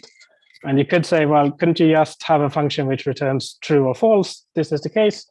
But if you really want to see that this does the right thing, then it's important that you know that when it returns true, then they really are equal. And when it returns false, then they're really not equal. So that's why I'm assuming that I have a way of representing equality as a type. Or if you want, you could, of course, in category of sets, you could say that this is the sub-singleton of a single element if x equals to y. Right? You can see that this is the same thing, but arrow 0. So if it's true, then we have a function into 0. Okay, and then as a little lemma that this is not too much to ask, you can, it's a fun exercise to check that if you start with sets that have decidable equality, then this is closed under most operations you can think of. So the empty set has decidable equality. You can just always say, well, it doesn't matter because there are no elements. The one element set, you can always say yes. And if you have products and co-products and even dependent sums that Steve was talking about earlier as well, then if you start with things with decidable equality, then you end up with decidable equality. And similarly for this strange type setup here, right, or inequalities. And the reason I'm mentioning all of these is that I now want to restrict attention to polynomial functors where we have decidable equality on the positions. And I want to make sure that we're not losing anything by doing this. So with this lemma, again, it's you have to actually look at the details yourself in order to convince you of this. But with this lemma, it's not hard to see that all these things we had before, the identity functor, constant functors, plus times, etc., they're all using these kind of constructions on positions. So if you start with polynomial functors which have decidable equality on positions, then you're not going to get out of that class by taking their co-product or product or composition or even least fixed points or restricting to these things. That's why I'm proving these here as well. So again, if we just want to do these things and we want to take products, co-products, then we might as well start with things which has decidable equality and happily will never leave this class. So again, we haven't lost anything from this naive thing we did in the beginning where we just did induction on the type structure. So that's nice. That means that if we do that, then we can define this plug function, right? So we've generalized the thing we did before to all polynomial functors. So that's nice, but right, and then you can check that if you now take the co-product of polynomial functors, and then take the derivative, then you really get the derivative of the sum, the sum of the derivatives, etc. So you can verify all these laws we had before. So the coincidence hasn't disappeared just because we moved to polynomial functors. But it's still a coincidence, right? I mean, we've defined this thing and it happened to satisfy some laws, but we haven't really explained what's going on. So one way to start working towards an explanation is to show that this thing we defined is not completely random. It actually has a universal property. So let's see if I can explain this to you. But for this to work, we have to leave the category of polynomial functors and ordinary morphisms and restrict the subcategory of Cartesian morphisms, which is what David said earlier. So let me just remind you what this category is first. So as we've seen several times today already, a natural transformation between polynomial functors in general, can be given by these two functors f and g, so one on shapes and one on positions. And the one on shapes is straightforward. It just goes from the shape of the first one to the shape of the second one. Whereas the one on position is always a bit mysterious at first, where it looks like it's going backwards, right? It's starting from p prime and it's going to p. And if you're thinking of data types, then one way to remember this is that it could be that your natural transformation between, say, lists and trees could send one position to many things here, but going backwards, you always know where things are coming from. But anyway, so if we now look at the subcategory of these things, so these are the ones where the morphism G, the action on positions, is actually an isomorphism. So happily, it doesn't matter if it goes backwards or forwards anymore, right? So for every S, I want to know G is an isomorphism from P prime of F of S to P of S. And again, this has a very linear flavor in the sense of linear logic again, right? Because it means that we can't throw away any positions and we can't duplicate any positions, right? We have to have exactly the same positions in the source and the target of the morphism. And the terminology wise is called Cartesian. I think Michael Abbott called it Cartesian because in the family's vibration, these are exactly the Cartesian morphisms, right? And one way when you're working internally like this, when you're working in set, then the category of polynomial functors is actually the fam of setup, right? So what do I mean by fam? It's the category fam of C in general, the category where the objects are families of C. So concretely, that means that there is an index set X, and there's a functor from the discrete category X into C. So for every element of X, we get an object in C. So we get the whole family of Cs. Right? And then you could take just returning the index set gives you a set again, and this is a vibration where these are the Cartesian morphisms.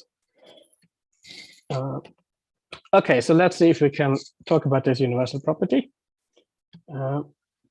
So in order to do this, we need to consider a monoidal product in the category of Cartesian morphisms. And this is confusingly the Cartesian product in poly. So if you take the Cartesian product in poly, so that's just representing taking Cartesian product of the functors, then you can still consider this as a monoidal product in the Cartesian subcategory, but the projections are not going to be isomorphic on the positions, right? So they are not going to be morphisms in the subcategory. So this is not actually a Cartesian product. It's just a monoidal product. But it's exactly what you need in order to formulate this universal property. So if you have an F, which is polynomial functor, and then in order for us to be able to construct the derivative, I'm going to assume that it has this decidable equality in the positions. Then you have a natural isomorphism between Cartesian morphisms from G times ID into F and Cartesian morphisms from G into the derivative of F. Right?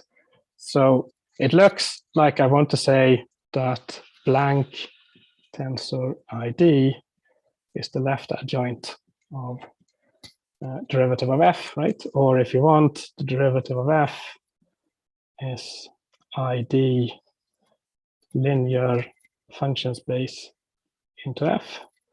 And that's morally what's going on, but problem is exactly this positions with this decidable equality. Right? So this here makes sense in general, but I can only construct this derivative if F is of a certain form. So it's not quite an adjunction. I guess if you really restricted, if you committed to what I said earlier and really restrict to things with only decidable equality in positions, then it really becomes an adjunction.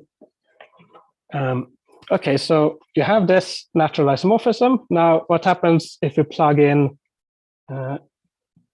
delta F for G here and go up? Well, then we get the unit of the adjunction, right? So that's looking like this. And if we just look at the component of that, then we see that this is exactly the plug map that we had before, right? So that's where the plug map is coming from. It's not something I just made up in order to give you some type theory in the talk.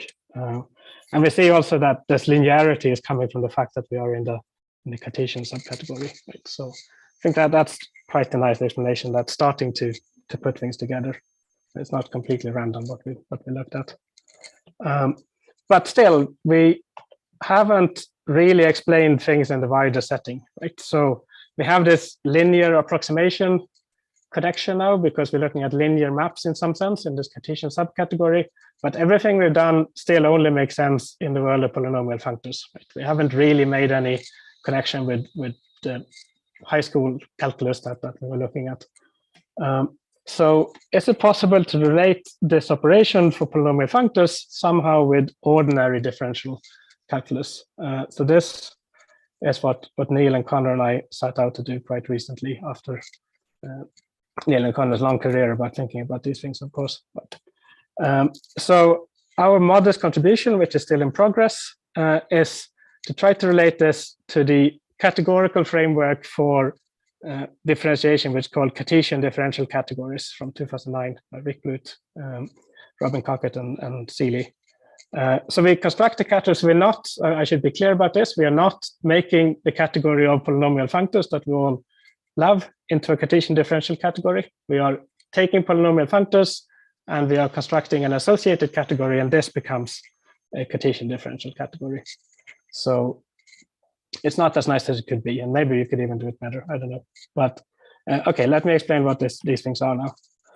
But before we do that, unfortunately, we can't hold off these multi-sorted polynomials anymore because these things are all about partial derivatives. So we do really need to have an x derivative and a y derivative, etc. So I give up, and let's give in and think about multi-sorted polynomial functors. So it's very similar to what we had before, but basically instead of having, so we still have a set S of shapes, and instead of just having one set for each shape of positions, I'm now going to ask for n different sets, one for each sort. Right? So if I have a two-ary polynomial functor, then I have a sort for x and I have a sort for y. And I have positions where I can store x's and positions where I can store y's. Right? And I'm just going to build in this decidable quality from the start this time.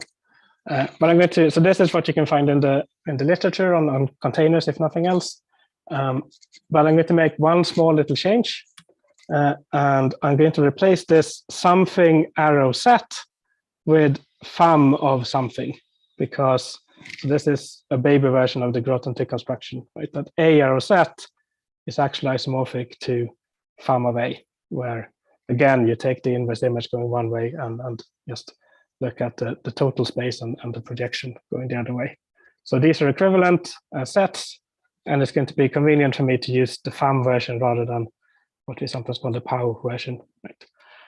So this means that the positions now, for every shape, I'm going to get a family of positions. So that's going to have an index set, which is still my set of positions. And then I have a map, which tells me for every element of the set, which sort it belongs to, right? So if I have a two-ary polynomial functor, then I still have a set of positions, and I have a map which classifies each one as an x position or a y position, right? So then the interpretation as a functor, well, it now goes from set to the n to set. So we get an n tuple of elements, and I still choose a shape. And now for every thing in the index set of my positions, okay, so now this has to be a dependent thing, so I'm going to write it with a pi. This is for every I, maybe better, no, p for position. This is my index set, and now here I get the function. Right, so I get the function from these things into x of the right sort, right?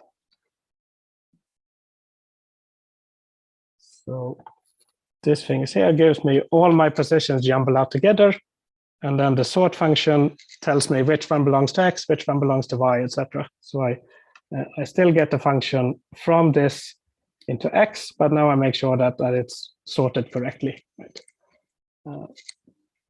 Okay, and here's a simple example so that we're not completely lost, which is that we can define the projections from set to the n to set with this polynomial functor. So we have exactly one shape, so there's nothing to choose here. And then we have exactly one element in the index set here, so there's nothing to choose. And then we get something in x to the exactly I, right? So this sends the whole tuple x bar to x to the I, right? So we can get these projections. Fred? Yeah.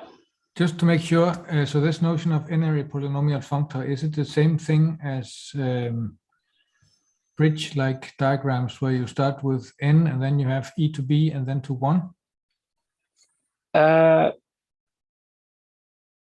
I don't row to 1. Yeah, I think so. But this is much more modest than a bridge than what I would call an index polynomial functor, right? Because n, well, okay, it doesn't have to be that, but the way it's set up here, it has to be a finite n. Right? Okay. And it's, But yeah, I think you're right. I think that's another way to put it. Yeah.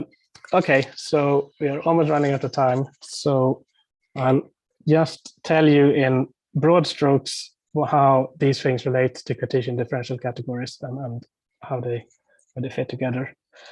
So a Cartesian differential category has basically three parts. There's a left additive part, so we need to be able to add things together to talk about addition. There's a Cartesian part because we need to be able to talk about multiplying things, and there's the differential structure, which is where the fun is in some sense, right? And typical examples to keep in mind are exactly the smooth functions. So these are functions you can differentiate as many times as you want, or ordinary polynomials, right? So these are good examples to think of when you think of these things, and you can maybe see how you can add them and differentiate them, etc. So rather than giving you all of these definitions this late in the talk, I'm just going to kind of interleave how definition works with how it works for polynomial functors in general, in the hope that this is a little bit more accessible. So the first thing you have to do is we have to define a category. And I said earlier that this is not, unfortunately, going to be the category of polynomial functors. So it's going to be something much less grand. So my objects in this category are just going to be natural numbers. And the morphism from n to m is going to be an m tuple of n-ary polynomial functors. So, right, and then the identities are given by tuples of projections.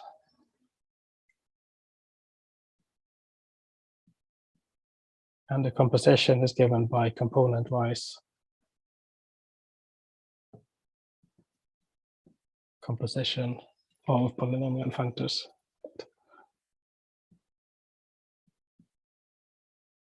So we're using the composition structure of polynomial functors, and we're using the fact that we can do these projections, which, of course, in the unary case, the projection and the identity functor are the same thing. And we also have a Cartesian structure. So that means on objects, we have to define what n times m is, right? And I'm going to underline these, make it a bit clearer, because this is going to be n plus m. And the projections are going to be given again by these kind of tuples of projections. So it looks a lot like a Laveer theory of polynomial functors in some sense, where we really have this identity on objects mapped from the natural numbers. And it's clear that much of what I'm going to tell you now is can generalize, and it's not so much about polynomial functors as such, but about something more general, where polynomial functors is an instance.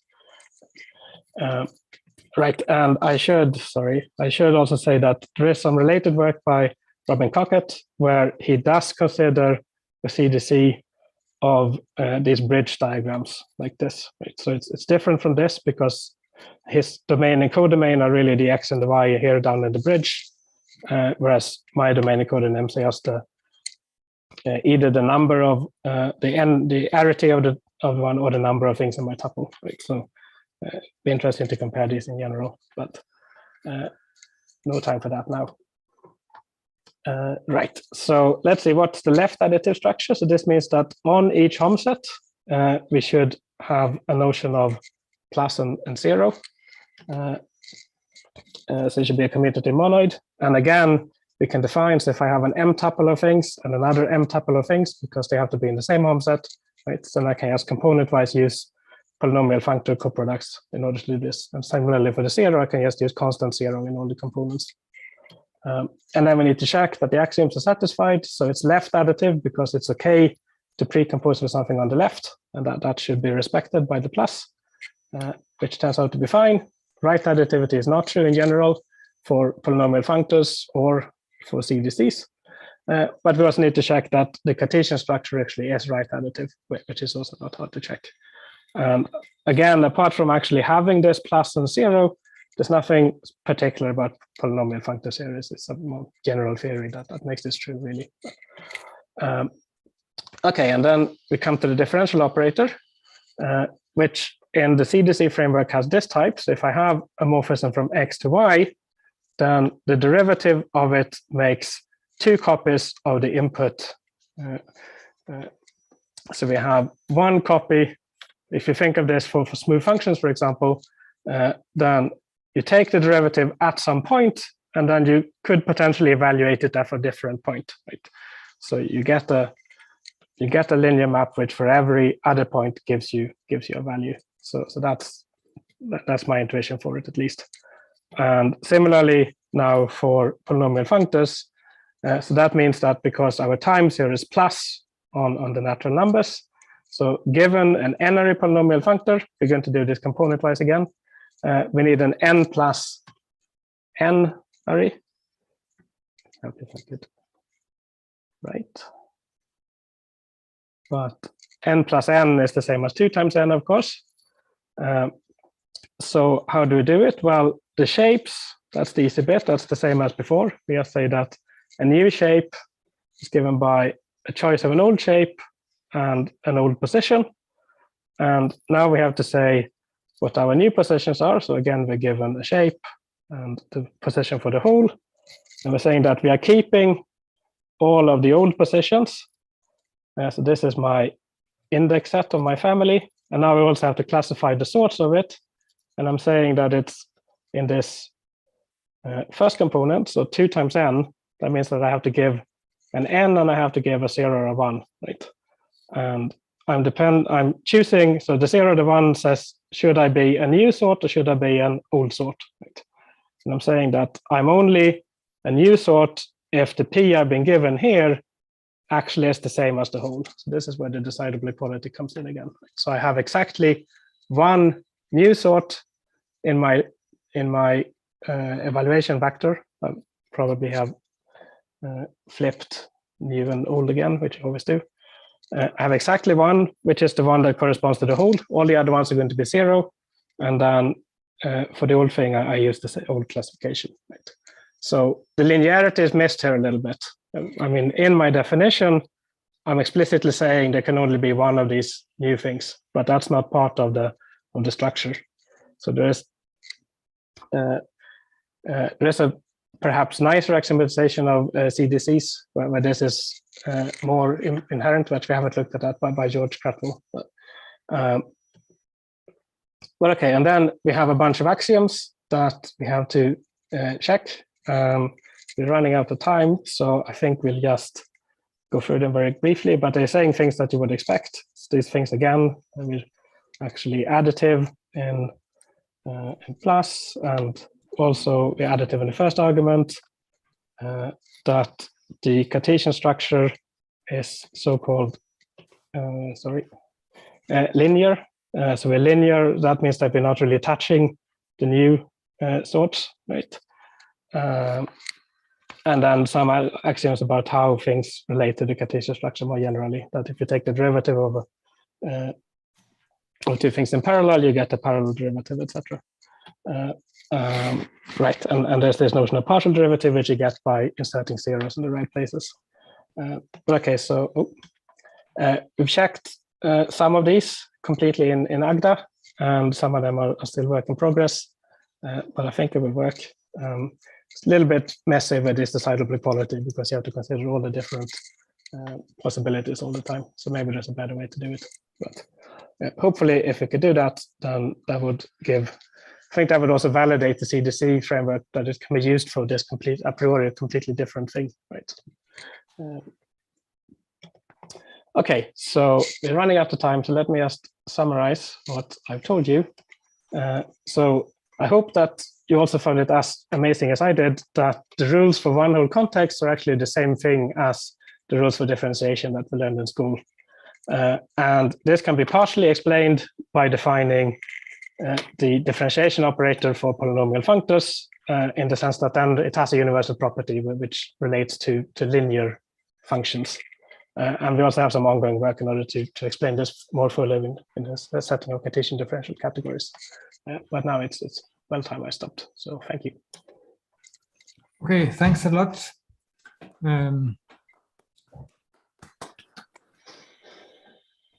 Other questions?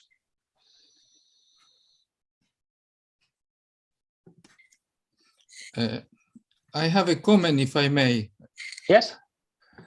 So what I can see, I believe this is essentially the type theoretic version of Joyal's linear species.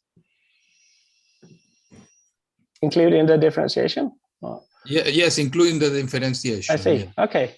Yes. But This is, why linear? well, because he's working in set to the n and there is no symmetry action. So they are really polynomials. I mean, I'm referring to the linear ones as the species that become polynomials, or they are free species. I don't know if that's the right terminology. Maybe you say flat. Flat, yes, the flat ones. Yes, that's another terminology. Yes, So, okay. So this, I believe this is exactly, well, kind of a special case because you use natural numbers, but it extends to sets actually, and is the differential calculus of flat species of Joyal, but now done in type theoretic terminology.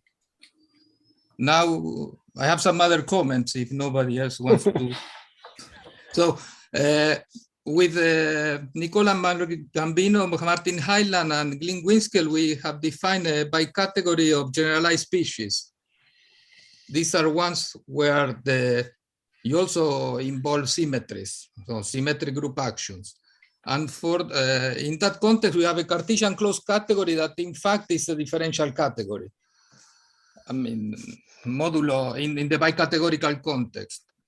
And in fact, what one can also see this as one can embed the flat species freely into the symmetric or the generalized species, and you will get when you derivate or in the generalized world, actually you recover this kind of differentiation.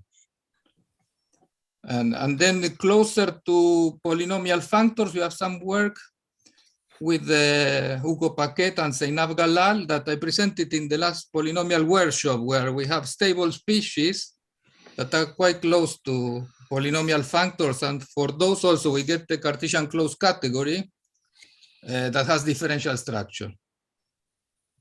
So I believe this will this embeds in that somehow.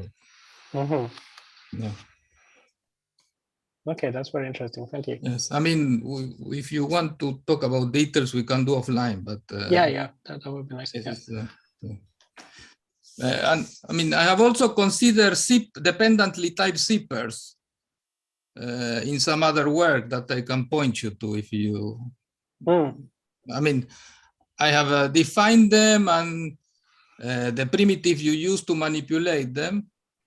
I have not done any real programming, but I know how they would work, for instance, for the data type of lambda terms. I think it's interesting to explore in the practical applications, but I have not done it. So I would be interested to look into that if that's something that you are interested in.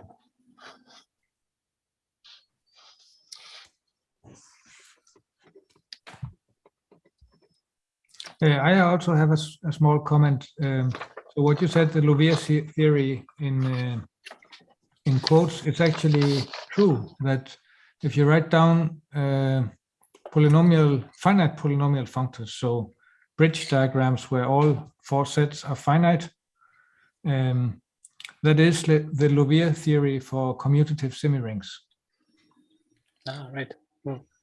And this is funny because this was proved in a paper by Tambara, but he didn't know he had proved it. He just listed the properties and everything is there except the statement. But it's true. But that's bridge diagrams where everything is finite. Yes. So, including the shapes and positions. Yes, both shapes and positions should also be finite. Right.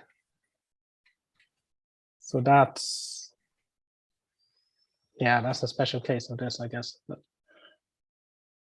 But then you won't be close to the fixed points anymore, right? No. Yeah.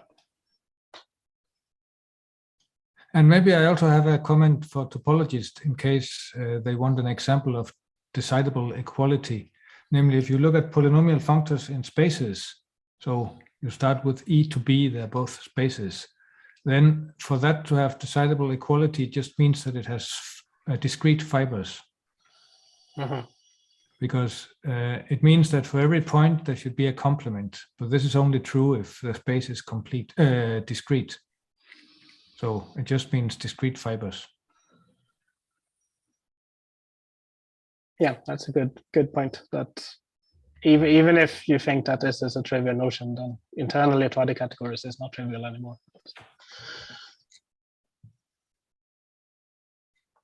There are also questions in the chat. Sorry for not being attentive. Well, maybe people would. Do you want to unmute yourself and ask questions, or should I read them?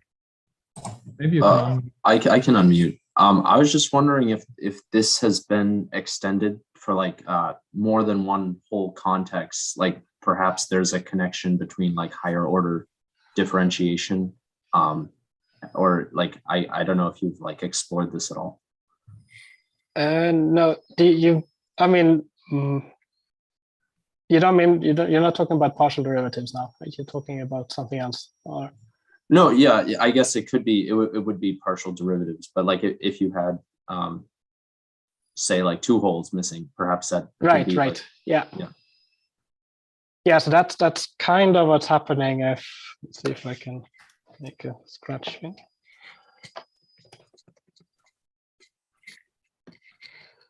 If you take, it's very down to earth, but if you differentiate the list, then you get two lists, we said, right?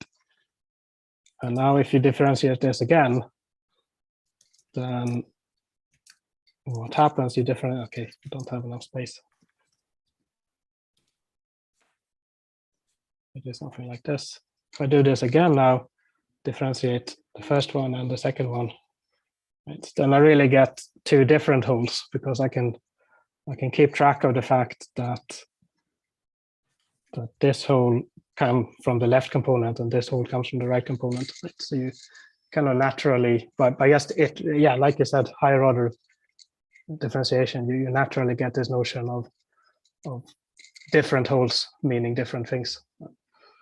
But I haven't considered it in more detail. I mean, the original work on just differentiating containers already does one hole for, differentiating X with respect to Y, etc. Right? But I guess this is slightly different. Okay, I think we should thank Fred at this point and declare the conference over for today. But I mean, if anybody wants to stay around, I think we will keep it open a little bit if people want to discuss. But let's now